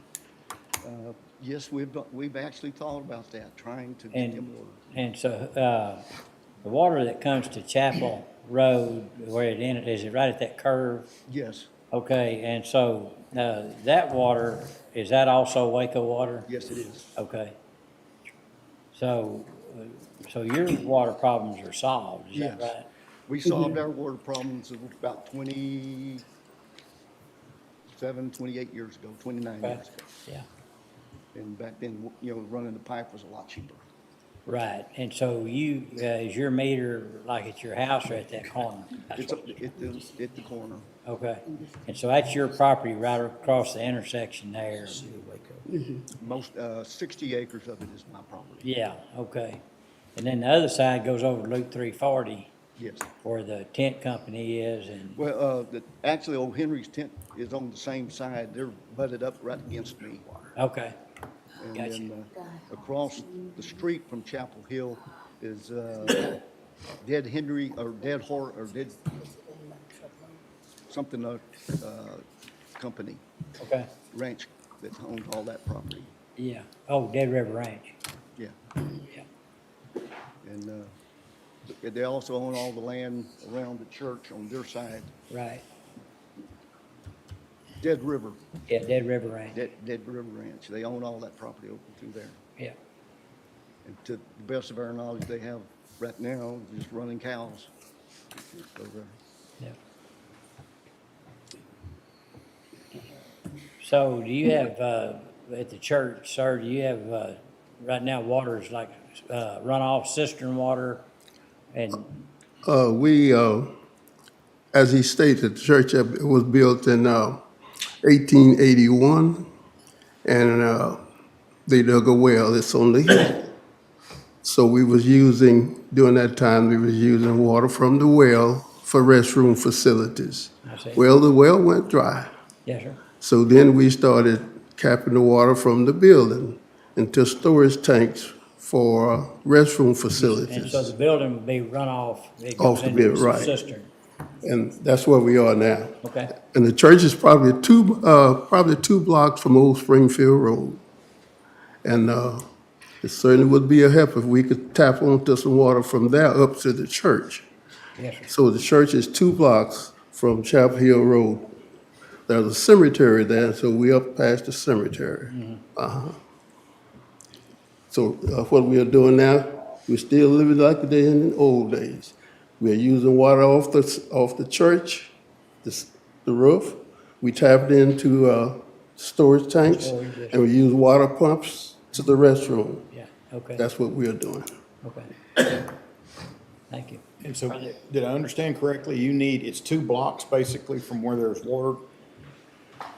Approximately, it's approximately, depending on how big you want to make your blocks. True. Okay, and you tap onto the water, connect to the water on Chapel Hill, and bring it around the curve up about a block and a half, again, depending on how big you want to make the blocks. Yes, sir. Where the church would be able to put their water tap. You're talking about, a city block's normally about 200 feet, so you're talking about somewhere around 600 feet? Approximately. It's 600 feet from the church down to Chapel Hill. Approximately from where the church would tap on, come back around towards Chapel Hill, around the curve to where the water would be, the city water. Mr. Shaw, The water line or the water access that you have from Chapel Hill, was that your design? Is that the city's design? Is there a reason why it came under your property as opposed to down the street? It was ours. We Okay. put it in. The city had no. Oh, you put the line in to tap Yes, on? ma'am. Okay. No, they didn't put nothing. Okay. You paid for the meter from the city of Waco, and then you had to run your own line. Correct. Okay. So it's, Y'all have talked to the city of Waco about running, I mean, what have they told you would they run more? Are they not gonna run it any farther? no, they would run it further if we paid for it. They would bring the water all the way around if we paid for it out of our pocket. And did they give you a price on that? It was in the neighborhood of about 150,000. And Commissioner, if it's okay, let me let Dustin. I'm sorry. Let me let Dustin talk about that. Sure. To answer that question. You bet. Because he visited with the city, we asked him to do that. So Dustin, if you would, kind of go over that discussion. Yes, sir. So we visited with the city manager's office, and they're saying it's about an 8-inch water line at approximately 1,400 linear feet. If that was done in the street, it would be about a $225,000 to $250,000 project. However, they said if it could be done in an easement behind the fence, that would bring that cost down about 40% or so. So the last figures we saw put it at about $163,000 total project. And so you would have to acquire easement because, and I don't know, those property lines, who else would be? It would all be on you, is that right? It would all be on me. Yeah. So, it would come down your side of the road, but then it would have to bore under to go across to the church, right? Mm-hmm. And so you're gonna have, easement documents and then the bore cost, which is that included? I doubt that's included, right, Dustin? I doubt it. I do know the city's figures do include, it just shows an easement line item, Judge. So I'm not sure if that's included or not. Okay. All I would be interested in is knowing how wide that easement would need to be to bring that easement around. Or would they be trying to run it straight across, or would it come around by the road, inside the fence line? Right. So if it, going back to Chapel Road, intersection of Chapel Road and Old Springfield Road, is the water on the, let's see. It'd be on, it's on the north side. North side, It's on the north side, okay. and So- it'll just come right on around. So if it came around, then there's somebody owns that property on the corner, right on the very corner there. I do. Oh, that's yours then? That's mine too. Thank you. Did you just recently acquire that? No. Okay. I am, because I thought. Okay. So the line comes in front of your house on Chapel Hill? That, technically, that's my house too. It's my son, where my son's living on Chapel Hill. So it comes to right in front of his driveway. I was asked the question, because I know you and I talked about the other property owners. I'm sorry. That's okay. You and I talked about the other property owners, but I was asked the question, how are the other property owners, if you know, having access to water? Do you know how the other people who live on Old Springfield Road have access to water? No one has access. I mean, how are they getting water? The How, only ones that currently are there are trucking their water in. okay. Like H.C. Thompson, Julia Williams, Eliza Johnson, Ellen Thompson, they're all trucking water? No, they're all passed away. They were all deceased. So there's nobody living there? No, all that property right now is being processed for back taxes. Okay. It's been in work for back taxes, to be sold for back taxes for about the last 5 years. There's currently a, for lack of a better word, a squatter that's Yeah. maintaining a residence there. Seen him back in there. And, anyways, he has no water, he has no septic, he has no electricity, he has no facilities, No friends? That's a well, hey, listen, he's improved. He used to live with a pig, okay? His living conditions have improved. I'm gonna move toward Kendall Lane. And I'm not sure if I'm leaving out of the unincorporated county area and I'm coming into the city of Waco. But if I'm driving on Old Springfield Road and I'm heading toward Kendall Lane, there looked like there was a house over here, then it's a That's house Mike. here. That's Mike's house. Okay, are they in Waco or are they out in the unincorporated? You're not really sure? Okay. The problem with that is the city of Waco, city limit line runs kind of right through his property. Okay. On one side of it, he's in the county, the other side, he's in the city. Does he have water? He trucks his water in. He trucks in water, okay. Well, let me explain one thing. The city limits don't really matter. What matters is the CCN. And the CCN of Waco extends past their city limits. The CCN means where they're the water provider. So their CCN is not governed merely by the city limits. It usually extends into their ETJ a significant amount. And that mystery voice is our attorney, Mike Dixon. Yeah, no, he's not on in Zoom, here. he's on Zoom. We don't let him come in the courthouse. Well, Mike, really what that means though is is that you would need to work with Waco to extend it. You can't work with anybody else, which obviously there's no one else around there to provide the Right. water. So it simply means you've got to work with Waco to get the water. Isn't that correct? That's correct. And so Waco's the one that gave Dustin these numbers, whether the utilities are put in the street or in the other side of the fence on somebody's private property through an easement or whatever arrangement he did.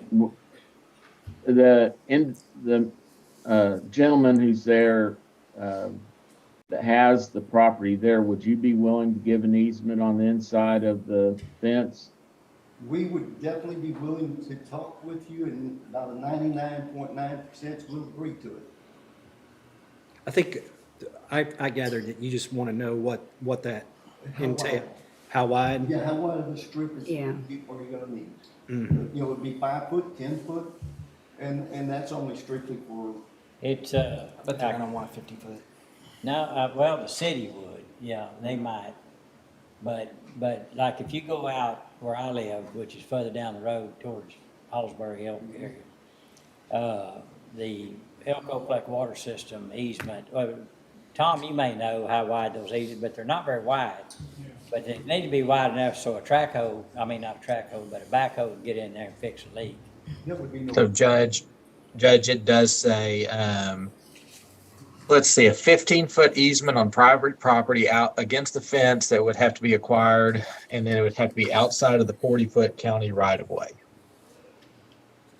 Now, is the county right away 40 foot from the center line? Sorry. I'm not sure. I believe so, but it would be a 15-foot easement. 20 plus 30, 15, 35. It's something like that, because we've already lost land to So the, I guess the thing is, the street, To the street? there's full utilities going down there. Right. the width of the street needed to be. Go right back. We only lost about 10 foot of it. We had to move the fence line back.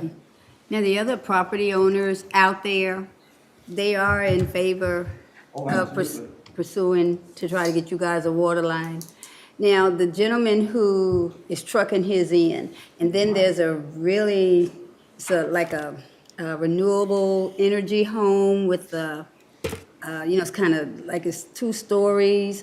Okay, It's a single-story house he's got, okay. and, How, do you know how they have access to water? How they're getting their water? oh, Telly? Oh, no, they're inside the city limits. So they get They're city inside the water. city. They acquired their water from over on Formosa. Yeah, so they're just tapped into the city's line. Yeah, they could not get water on Old Springfield Road, So the city ran them the other way. See, and that's the complexity with this issue, is that they're so close to people in the incorporated area that have no problem with water access, that it's like you just drive a couple of inches and you're back in the old days with people who don't have access to quality water. I know one of the things that they talked about with the COVID-19 pandemic is that the infrastructure in communities need to be strengthened so that those type of episodes don't run rampant.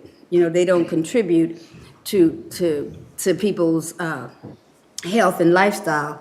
What I would ask, and like I said, I started out by thanking you all for putting it on the spreadsheet, but I would like to see us move forward. I think it's going to take more discussions. I think we put you at an imposition to ask you today to sign on to things, and you haven't had a chance to sit down with an engineer or the attorney and really see what your ask is. So I think that means that they need to have more conversations. So I guess I need a consensus from the court that we do see the value of this project, and we do want to move ahead with these residents in helping them to ensure that they have access to quality water by way of a water line down Springfield Road. Because as you see, it's not just Mr. Shaw, and it's not just Chapel Hill Road, it's also other property owners on that road. Has the city indicated that they would participate in the project? I think it's what Dustin said. That's what Dustin, Yeah. yes. They did. So Mike, their proposal, sorry, let me pull it back up, was to look at to share the cost for the residents and the church to share the cost, then the county and the city have a small portion of it. They were proposing about $9,500 from the city and $9,500 from the county of the total $162,000 project. And that's where I think the conversation needs to come in, because and I just need to know more. I just don't understand how they're abdicating from this project with such a minimal share of the finances, when it is clear they understand that water responsibility is theirs. Because the only thing separating the church and Mr. Shaw from access to a water line is the city limits. So, because the other person didn't have any problem accessing water, they were within the city limits of Waco, so they just ran their line the other way. And I think at some point, we need to look at what is the most effective and efficient way to give them water. We know they're within the county limits, and I believe we have resources to help them. And we know that some of them are in the city limits. They're not asking for any more than any citizen. And that is, they're not asking us to run water up to their doorstep. They're asking us to give them access to a line that they can tap into. And I don't think we should put any other burden on the residents of Spring Hill Road than we have on anyone else who has access to a water line. And I know it's new construction, but I think that's where the conversations come in. Because I read the email. I just don't agree with all of the analysis and the final recommendation or the final understanding by the city. I think more discussion needs to go in. I think that's unfair what they're saying. Okay. Mr. Shaw, you were talking about additional homes that would be built. Roughly how many again, if you had access to water meters? How many more? Yes, sir. There's been at least 5 different individuals that have approached us wanting to purchase land to build houses on. But in the meantime, in our area, if there was water available, I don't know how many. So there's a return on the investment. Might take a little bit, but there's a return that would cover $160,000, you would think. So, It's driven us up the walls that the city, I'm saying the city, hasn't looked at the return on their investment. It's there. I mean, it's there. Well, the initial cost is part of that, and you know what we need to get one of the things we need to get is sewn up is that we could get the easements free of charge, because that's a big part of any water project. If we could get that, then it makes it tremendously more affordable. Can we agree, because I know we have a hefty schedule, that we understand the need for more discussion, but that this is a project that we're going to do? Can we? We need to visit with the city of Waco again. Yeah. Well, I'm bringing a okay, sheet to it's you not- in a minute. I think there's one confusion here. It's not, can you get access, because we've got communication from Paul that we can access city water. It's the distance. It's the cost of delivering the water that's the issue. It's not whether you can get. No, I understand. Yeah. But we're talking $160,000, right? To run a line. Run a line. Yeah. Mm-hmm. In 2023, and we're still trying to get water to people? Right, That's I agree. That's not acceptable. absolutely insane. It is. Totally agree with you. I favor moving forward with continuing to study this with, Yeah. I with the appreciate it. county participating. I'd like to see the city participate a little bit more. And they. But I think the idea of somebody not having water just blows my mind. So. Yeah. All right. Okay. Gentlemen, if you need an easement, just let me know. Okay. Someone will be in contact with you, I'm sure. That would solve. Yeah, that's a big issue. Big issue right there. We're willing to step up Okay. to get the church water. Yes. Yeah. That's not open for discussion. It's a done deal. You're a good man, Mr. Shaw. That's, We want to thank, oh no, that's your line. What's that? I'm getting ready to thank us for coming, but that's your line. Oh, thanks for coming. Commissioner Mellon, I really appreciate it. And I think everybody else does. Absolutely.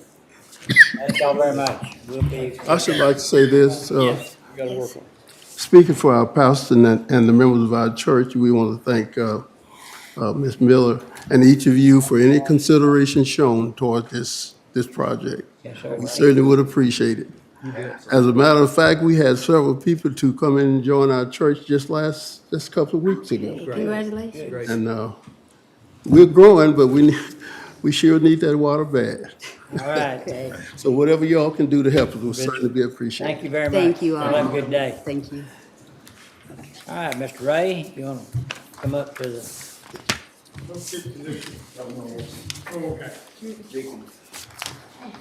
Thank you. Thank you, sweetheart. Okay, there you go. I wouldn't take that bet. You may have that. That's just the email from the city. Yeah, I'm not sure if you. that's what I got. Yeah, but I know that, yeah, the gentleman probably. So didn't know. in this, they're wanting the landowners to put up that amount? This was Waco's proposal. Okay, Yeah. all right. Okay. Thank you, gentlemen. All right. All right, Tom? Bitch till you win. sir. Go right ahead. Go right ahead, all right. We're glad you're here.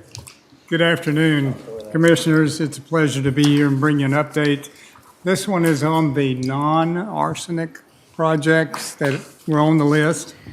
And there is a slide, I provided you with the slides that we used yesterday in going through this with the various non-arsenic entities that will be receiving ARPA funding. That's not the slideshow, but we can leave that up there and just we can use the handout, okay? Let's just use the handout. And I'll refer to that in just a minute. But if you'll look and these pages are numbered down at the lower right-hand corner. Page 2 reminds you that the allocation for non-arsenic is at $5.6 million. The court dedicated $4.4 million out of the $10 million to arsenic leaving the 5.6 million. Very important in our discussion on allocation of that 5.6 million is that it would be based on the number of meters and the number of meters within McLennan County. There were two studies that were financed that were paid for or will be paid for off the top. That included $75,000 for a study of Lake Mart Dam, dealing with dam safety issues primarily. The other was, I believe, a completed study. It's under review by the Water Development Board right now, of Tawakoni Creek. So a total of $105,000 was taken off the top of that 5.6 million. If you turn to page 3, this is the basis for distribution, some guidelines that were adopted to help provide for fairness. I want to recognize that there are probably other ways of doing this, but this is a fair way to do it. And I've run it by several, the judge and Mike and others have agreed this was a fair approach. So it involved, number one, if an entity received or will receive ARPA money outside of the non-arsenic group allocation, then their allocation would be capped, the project would be capped at 50%. Number two, no entity is allocated more than 10% of the total funding. That is not more than $560,000, 10% of the 5.6 million. For all entities to ensure that local funds are contributed, which was, I believe, something the court wanted to make sure happened. All entities would be required to provide a 20% project match. Any questions on those principles, if you will?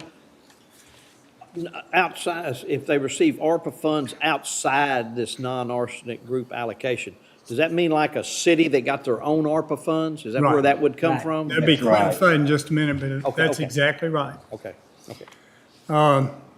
Distribution, on page 4, we went through a process that we called capping, and we believe it was the fairest approach to this.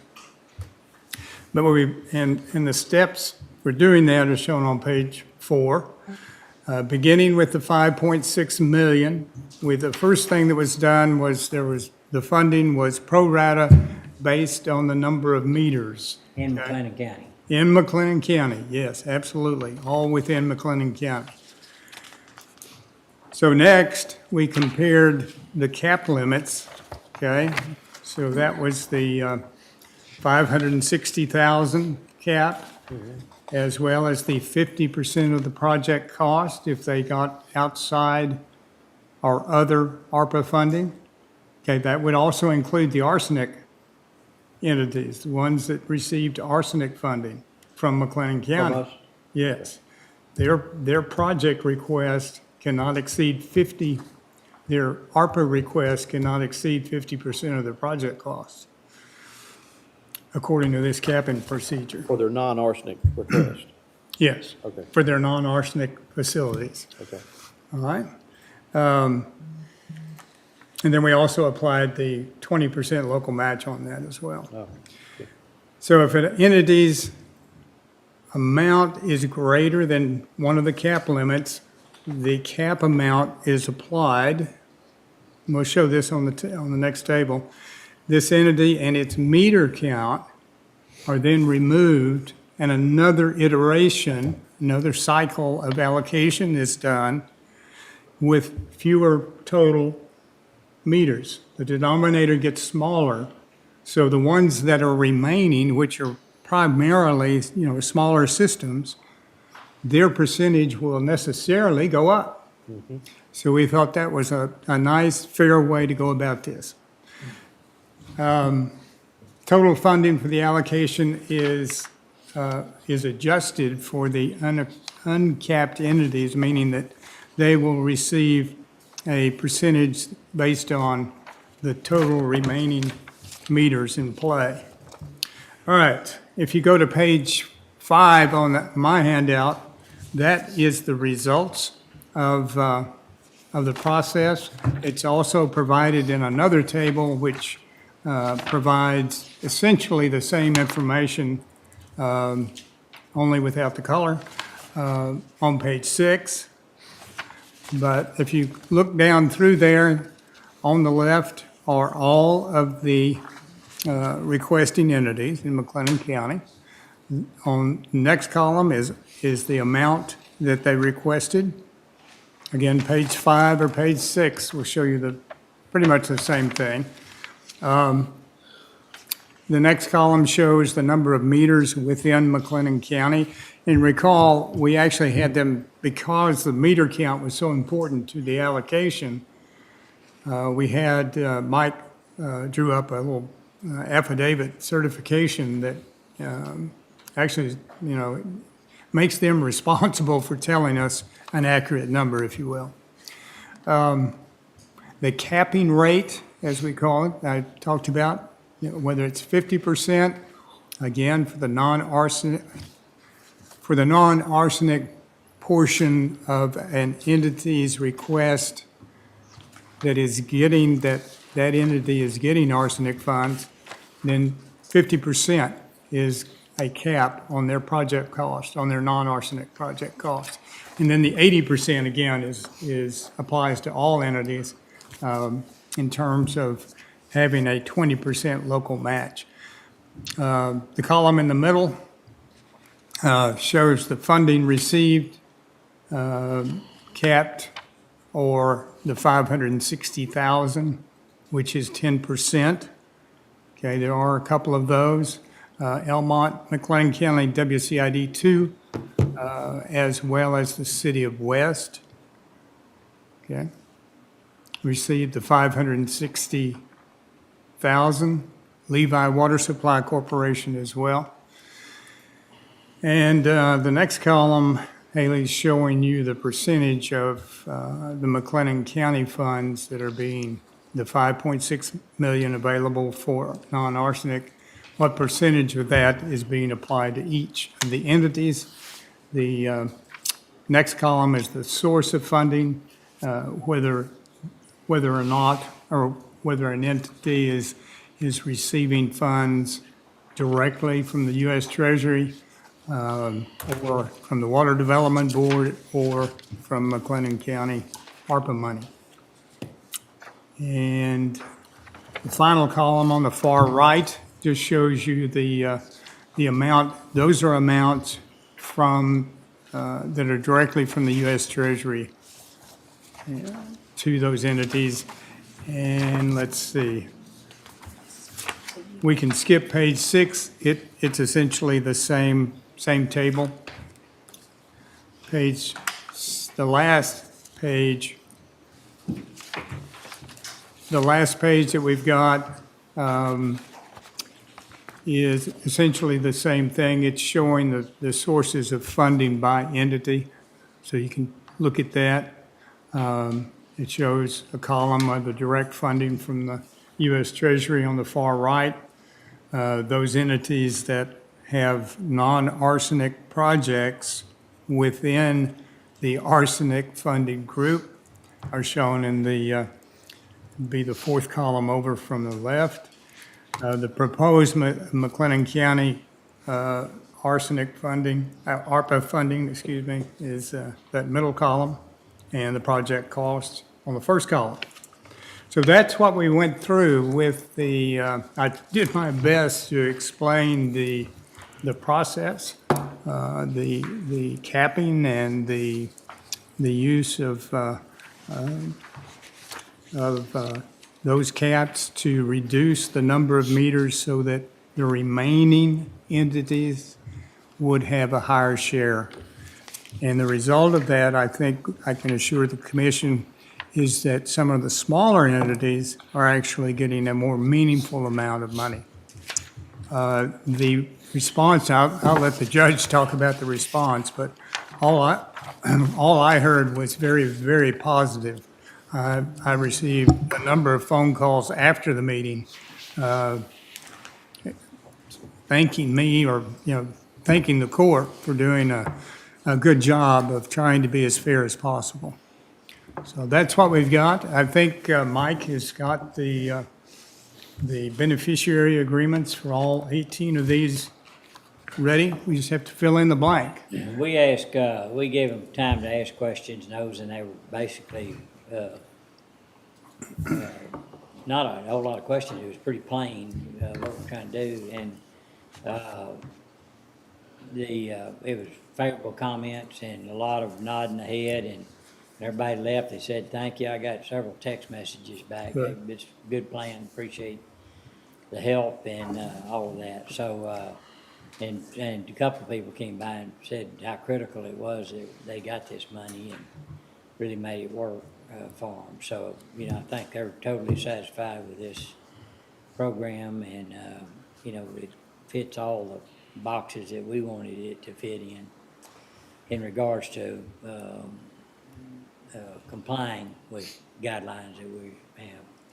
So I guess if the next step would be to get these agreements all approved. And so is any questions at this point right now?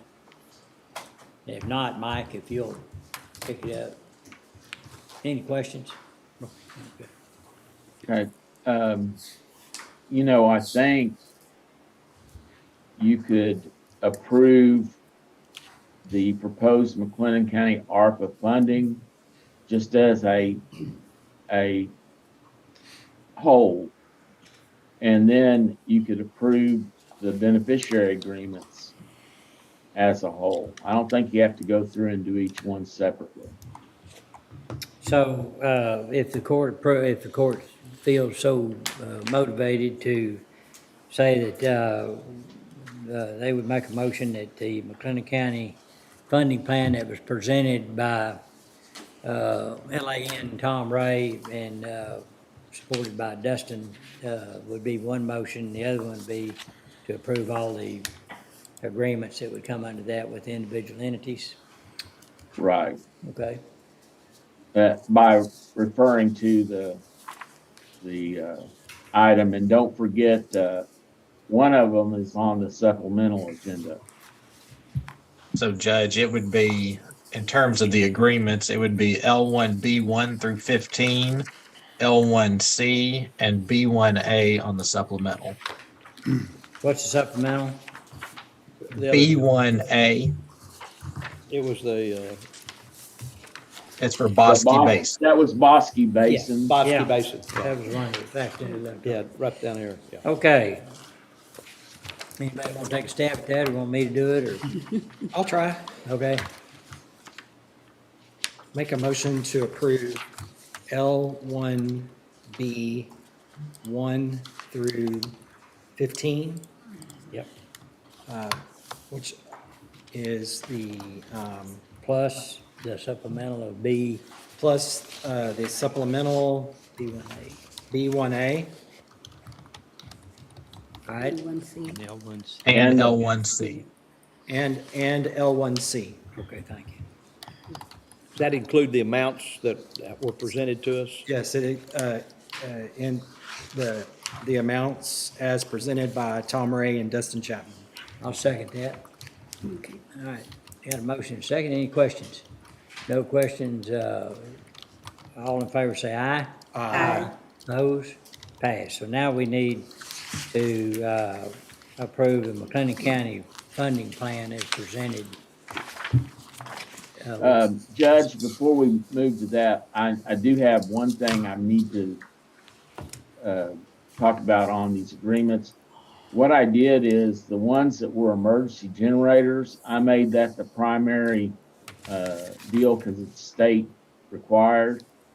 And then anything that was left over would be used for their other projects they listed. Right. I talked to an engineer last night at the City of Hewitt Council meeting that represents one of the smaller ones.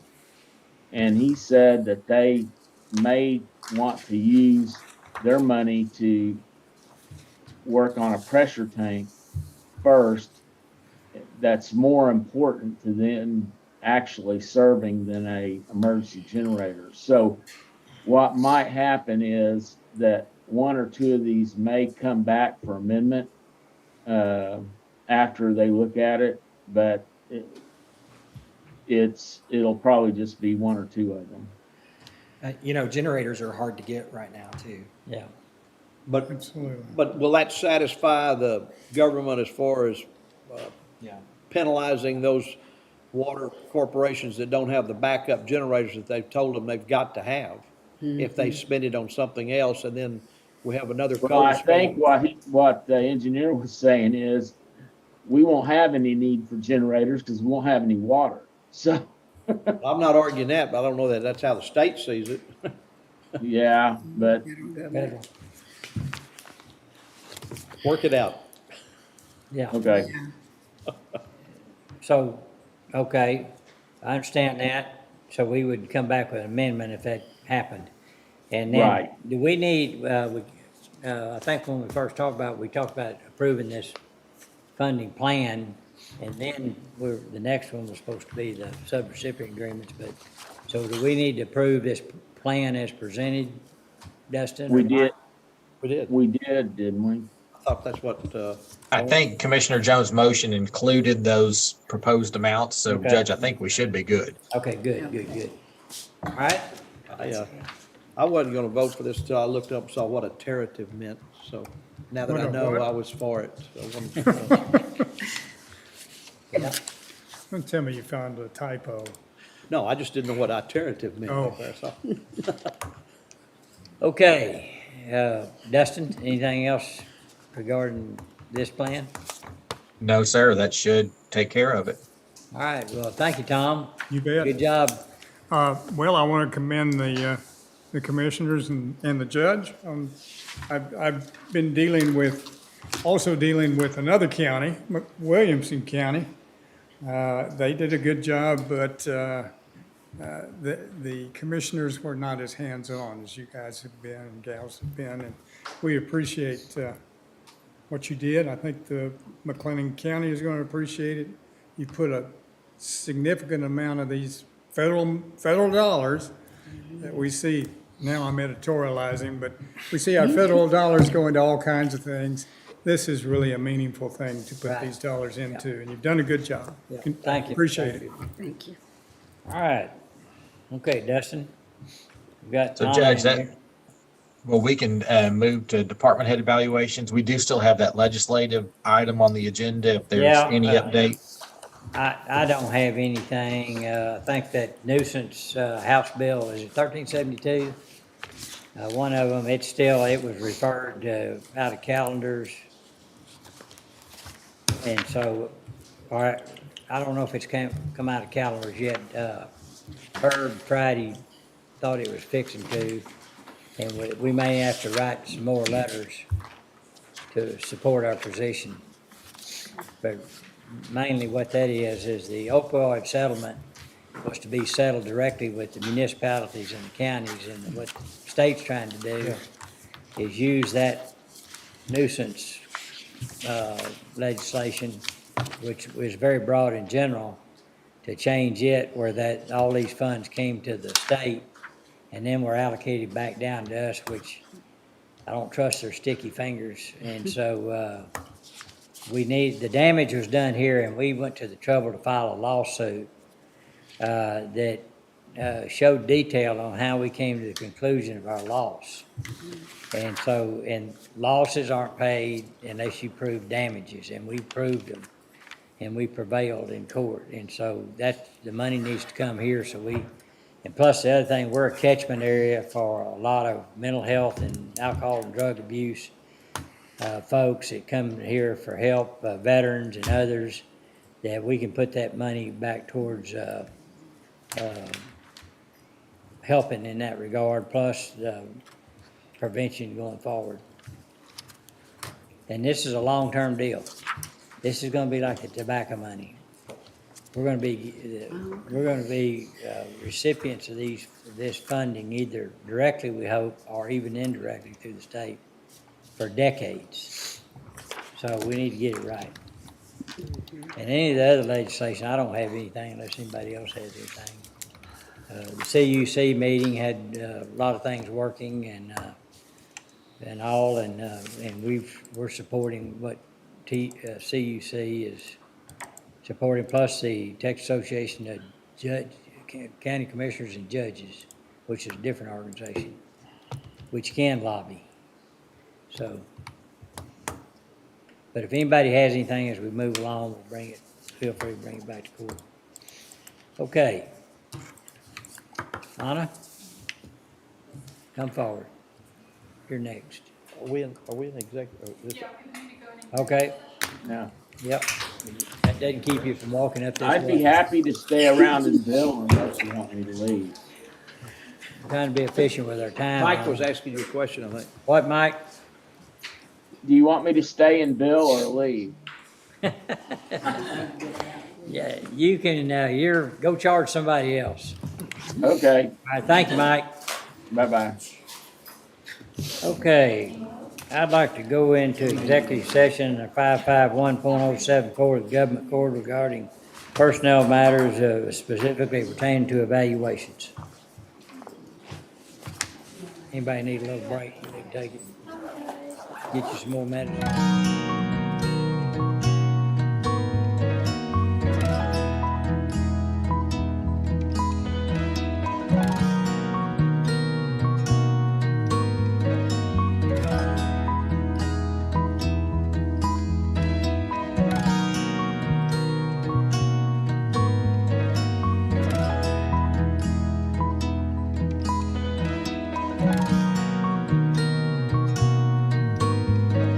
Mhm.